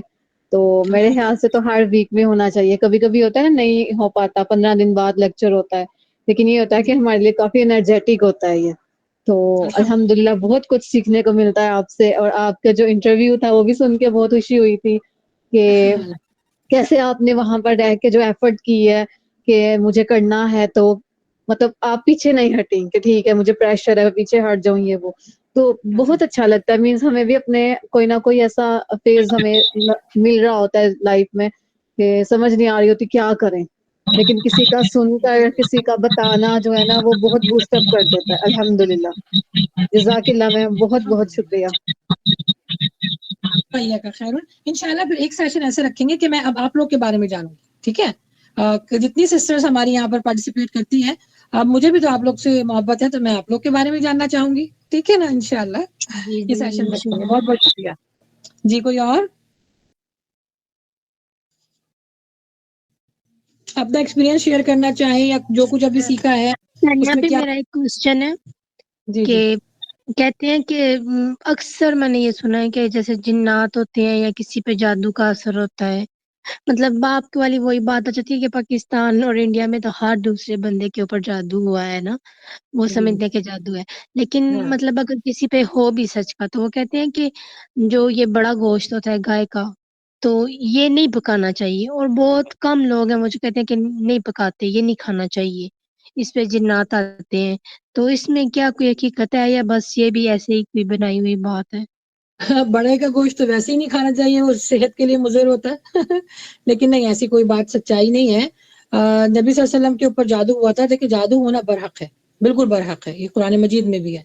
لیکن جادو کس طرح کیا جاتا ہے اس کی بھی ایک ڈیٹیل ہے، انشاءاللہ وہ بھی میں آپ کو بتاؤں گی کہ جادو ہوتا کیسے. ایک ہوتا ہے بلیک میجک اور ایک ہوتا ہے وائٹ میجک. اللہ اکبر، جو بلیک میجک ہوتا ہے بہت گندا ہوتا ہے وہ. لیکن جو آپ نے پوچھا کہ گوشت اس طرح نہیں، اس طرح تو کچھ بھی میری نالج میں تو اس طرح کچھ نہیں ہے. اللہ کے نبی صلی اللہ علیہ وسلم کے اوپر جب جادو ہوا تھا تو وہ دنیاوی اعتبار سے کافی چیزوں کو بھولنا شروع ہو گئے تھے. دینی اعتبار سے نہیں، دین نہیں اللہ تعالیٰ نے ان کو بھلایا، ہاں دنیاوی اعتبار سے بھولنا شروع ہو گئے تھے. اور پھر اس کے بعد جو ہے وہ ان کے بالوں کو لے کے 11 یا 11 گٹھا باندھ کے اس کو کنویں میں ڈال دیا تھا. پھر خواب کے ذریعے آیا تھا تو پھر وہ کھولی گئی تھی. اس کے ساتھ کیا اترا تھا؟ موعظتین. تو جب بھی اگر آپ کو فیل ہو رہا ہے کہ اس طرح کے معاملات آپ کے ساتھ ہیں تو موعظتین پڑھیں، آپ صبح شام کے ذکر و اذکار پڑھیں. وہ جادو کا توڑ بھی ہے اور وہ حفاظت کی دعائیں بھی ہیں. قل اعوذ برب الفلق قل اعوذ برب الناس، یہ پڑھیں آپ صبح شام، کوئی جادو اثر نہیں کرے گا انشاءاللہ. ٹھیک ہے. لیکن یہ بڑے گوشت چھوٹے گوشت کی ایسی نہ کوئی شریعت میں کوئی حقیقت ہے اور نہ کوئی حدیث ہے. ٹھیک ہے, جزاک اللہ خیر. ہمارے اعمال درست نہیں ہوتے تو السلام علیکم ورحمۃ اللہ وبرکاتہ.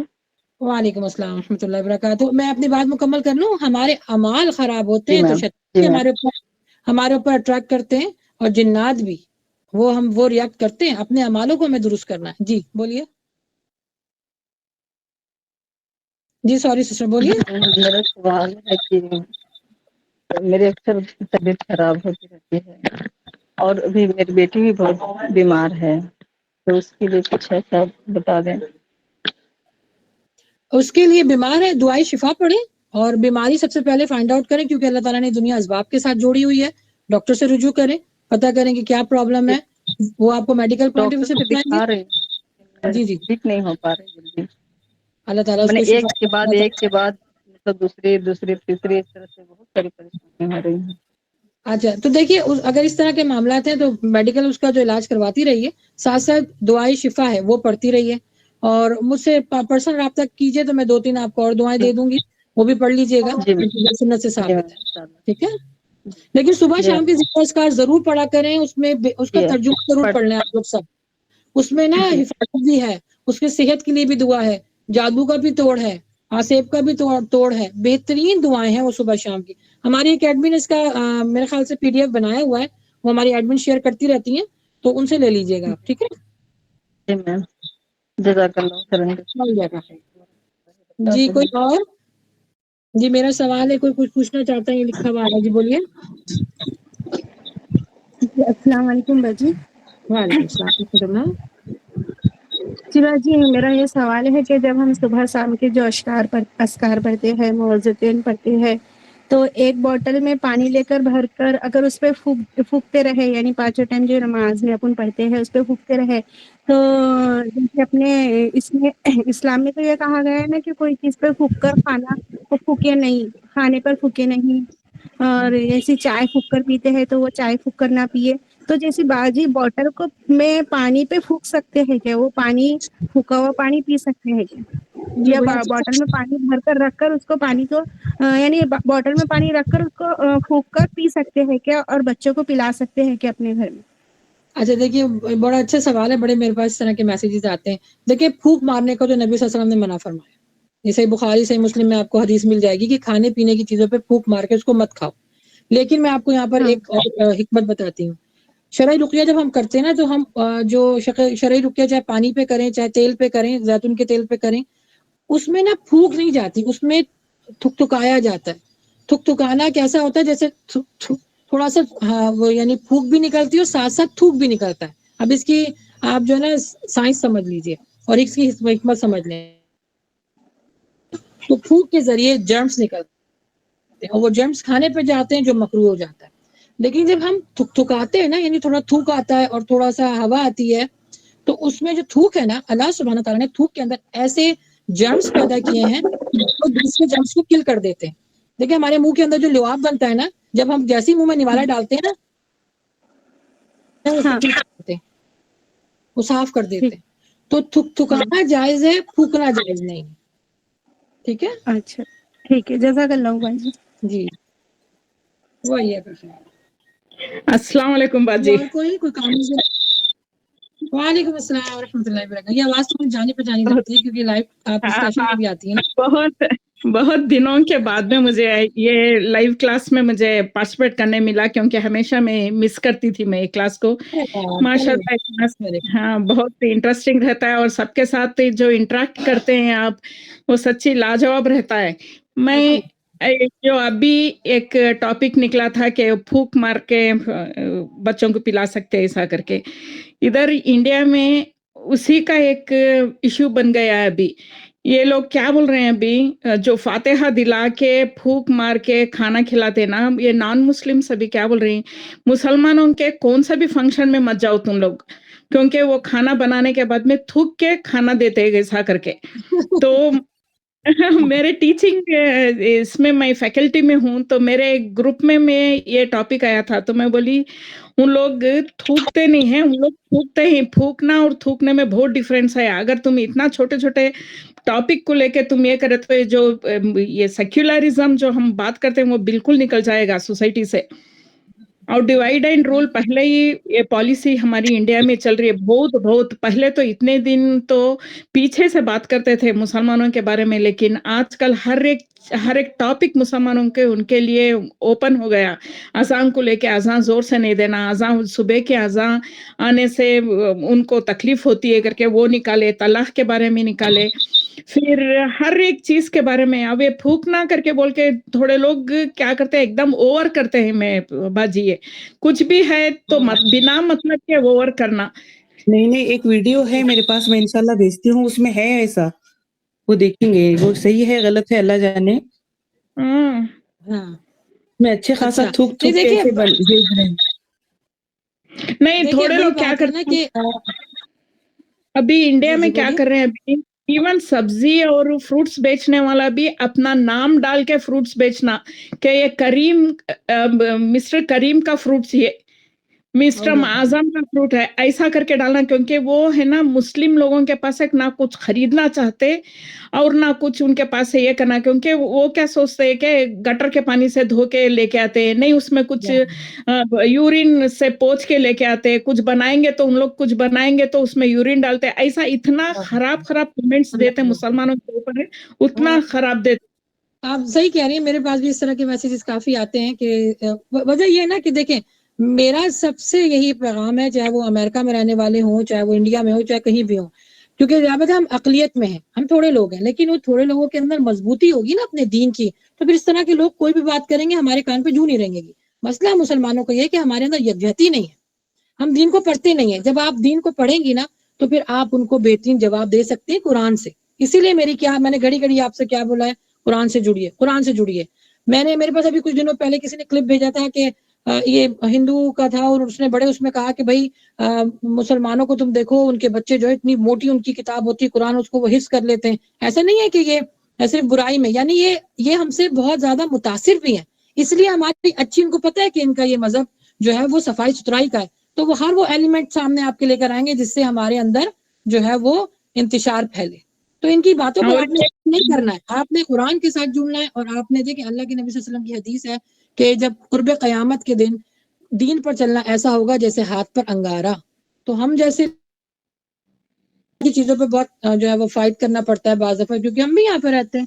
लेकिन ये कि मैं आपको बताऊं, अमेरिकन में क्योंकि अल्हम्दुलिल्लाह इतनी सेंसिबल ये लोग कौम है कि आपके रिलीजन को रिस्पेक्ट करते हैं। लेकिन इंडिया और पाकिस्तान में तो एक राइवलरी चल रही है ना, वो तो एक दूसरे के ना होते हुए भी छोटी छोटी चीजों में जो है वो दुश्मन है। तो बहरहाल आप लोग वहां पे रहते हैं, मुश्किल आप लोग से ज्यादा होती है, लेकिन आप लोगों ने ये करना है क्या है, कुरान से जुड़ना है। नबी सल्लल्लाहु अलैहि वसल्लम जी भी तो कुफारे मक्का के बीच में रहते थे ना, इस तरह की बातें उनको भी मिलने को मिलती। ये तो कुछ भी नहीं है जो उनके बारे में बातें होती थी, उनके ऊपर तो गंदगी डाल दी जाती थी, अल्लाह माफ फरमाए।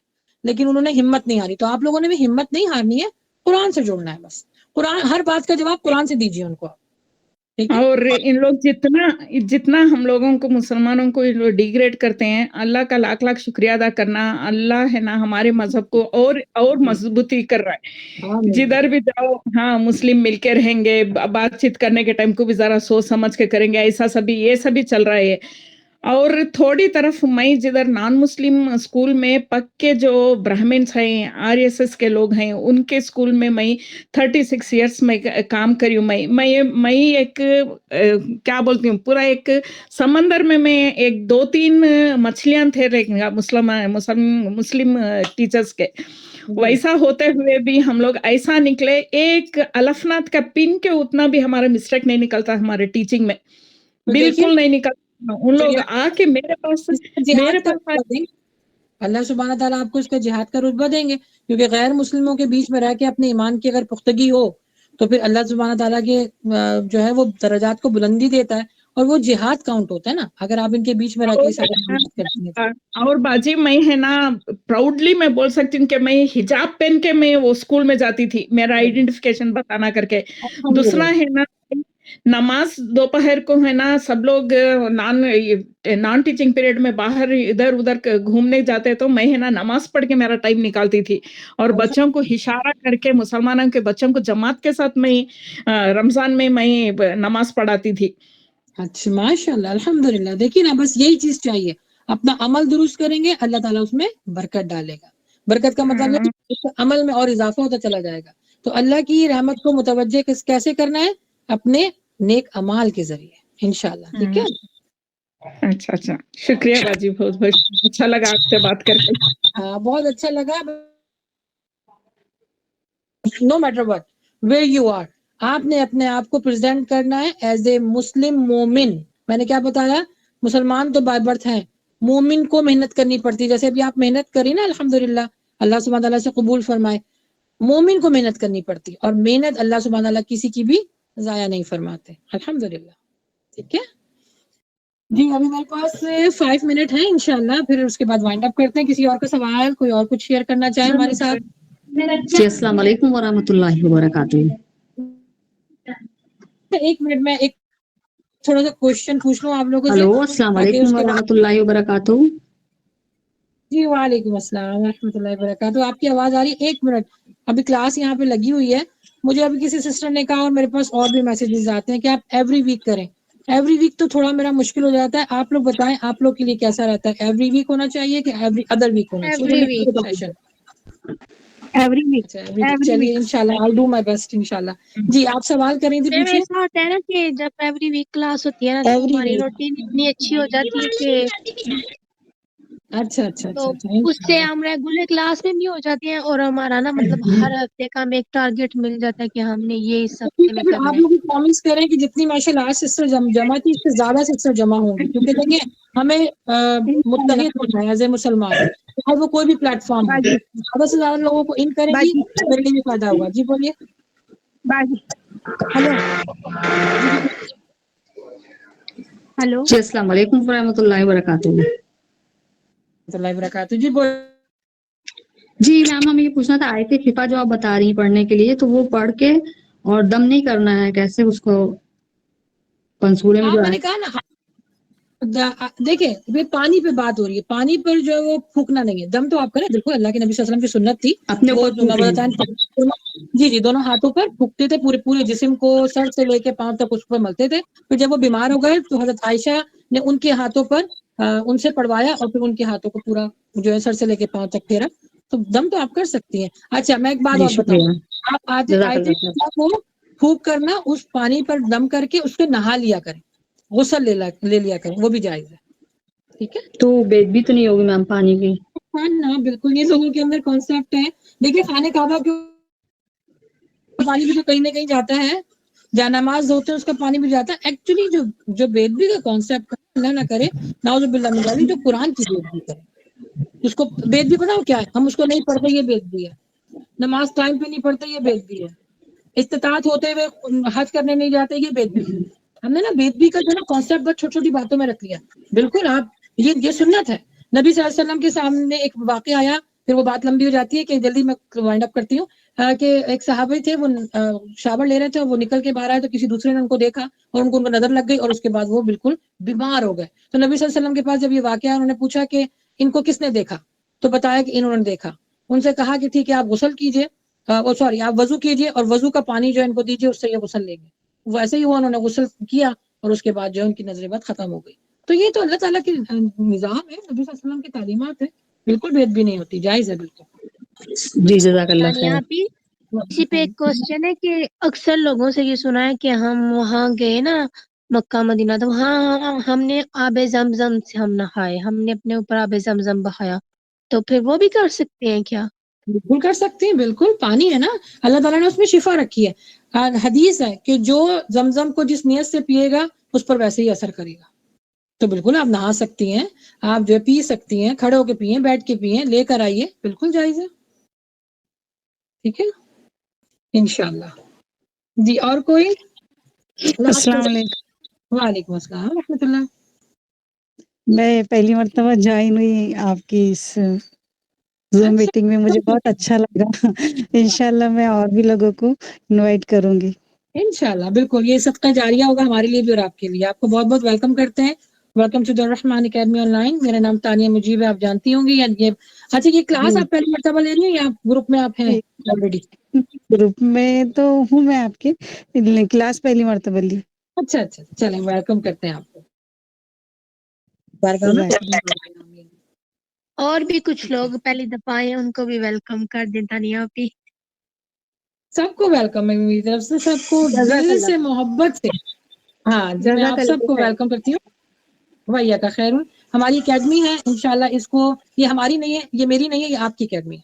इसको आगे से आगे कोशिश कीजिए कि लोगों को आप बताइए। सब कुछ फीस सबिलिल्लाह है, कोई फीस नहीं है। हाँ, मैं सबसे बड़ी बात हमारी जितनी भी एडमिन हैं सबका शुक्रिया अदा करना चाहूंगी। एवरी डे ये मेरे साथ होती हैं। इनको किसी भी चीज के लिए अगर कहा जाए तो एकदम जो है माशाल्लाह फरिश्तों की सिफत इनके अंदर है कि फौरन काम करने पर आमादा हो जाती हैं। सब कुछ फीस सबिलिल्लाह है, कोई यहाँ पर हदिया नहीं लिया जाता। मेरी एकेडमी से कोई हदिया नहीं है। मैंने मेरी का ये कहा है कि मैंने अलाउ नहीं किया हुआ कि हमारी एकेडमी में कोई हदिया ले। हाँ, अगर ये एडमिन कहीं और बाहर काम करती है ये इनका सवाब दीद है, लेकिन हमारी एकेडमी में कोई हदिया नहीं है। हदिया क्या है? आप लोग का टाइम, मुझे थोड़ी देर के लिए, चाहे वो वीकली हो चाहे वो एवरीडे हो, आप लोग का टाइम ही समझे मेरे लिए बहुत बड़ा हदिया। ये मेरे लिए सदका जारी है अल्हम्दुलिल्लाह। फिर अगेन हमारा अगस्त की फर्स्ट को एक नया ग्रुप स्टार्ट हो रहा है, जन्नत की 30 चाबियां, जरूर उस पर ऐड हो जाइएगा। एक और ग्रुप पे स्टार्ट हो रहा है, हज और उम्रे का फुल पैकेज है, उसकी वीकली क्लासेस होंगी, एक एक चीज आपको बताई जाएगी। और एक बहुत इंपॉर्टेंट जो बहुत दिनों से मैं अनाउंसमेंट कर रही हूँ, इंशाल्लाह अगस्त में वो स्टार्ट हो रहा है, कब्र और आखिरत की तैयारी बहुत जरूरी है। ये 3-4 ग्रुप अभी और आ रहे हैं, तो सब हमारी एडमिन से आप लोग रब्ता कर सकते हैं। और यूट्यूब चैनल है अल्लाह की बात तानिया मुजीब, दीन इस्लाम बाय तानिया मुजीब, आप लोग विजिट कर सकते हैं। ठीक है, सोशल मीडिया पे फेसबुक पर सिस्टर रिफत हैं, आप उनसे भी कांटेक्ट कर सकती हैं। अल्हम्दुलिल्लाह, चलिए वाइंड अप करते हैं। आप लोग की अभी रात हो गई है। अल्लाह सुब्हान ताला हमारा यहाँ पे बैठना कबूल फरमाए और अल्लाह सुब्हान ताला हमारे ऐबों पर पर्दा डाले, हमारे गुनाहों को माफ फरमाए, हमें सीधी राह पर रख चलने वाला बनाए, हमें इस दुनिया में भी और आखिरत में भी भलाई और नेकी अता फरमाए, गुनाहों से बचाए। अल्लाह सुब्हानहू व तआला हम सब के ऊपर अपना खास रहम करम करे। वाइंड अप करते हैं। सुब्हानकल्लाहुम्मा व बिहम्दिका अशहदु अन ला इलाहा इल्ला अंता अस्तगफिरुका व अतूबु इलैक। अस्सलामु अलैकुम व रहमतुल्लाहि व बरकातुहू। वालेकुम वालेकुम अस्सलाम व सलाम रहमतुल्लाहि व रहमतुल्लाहि व बरकातहू। बरकातहू। वालेकुम अस्सलाम व रहमतुल्लाहि व बरकातुहू।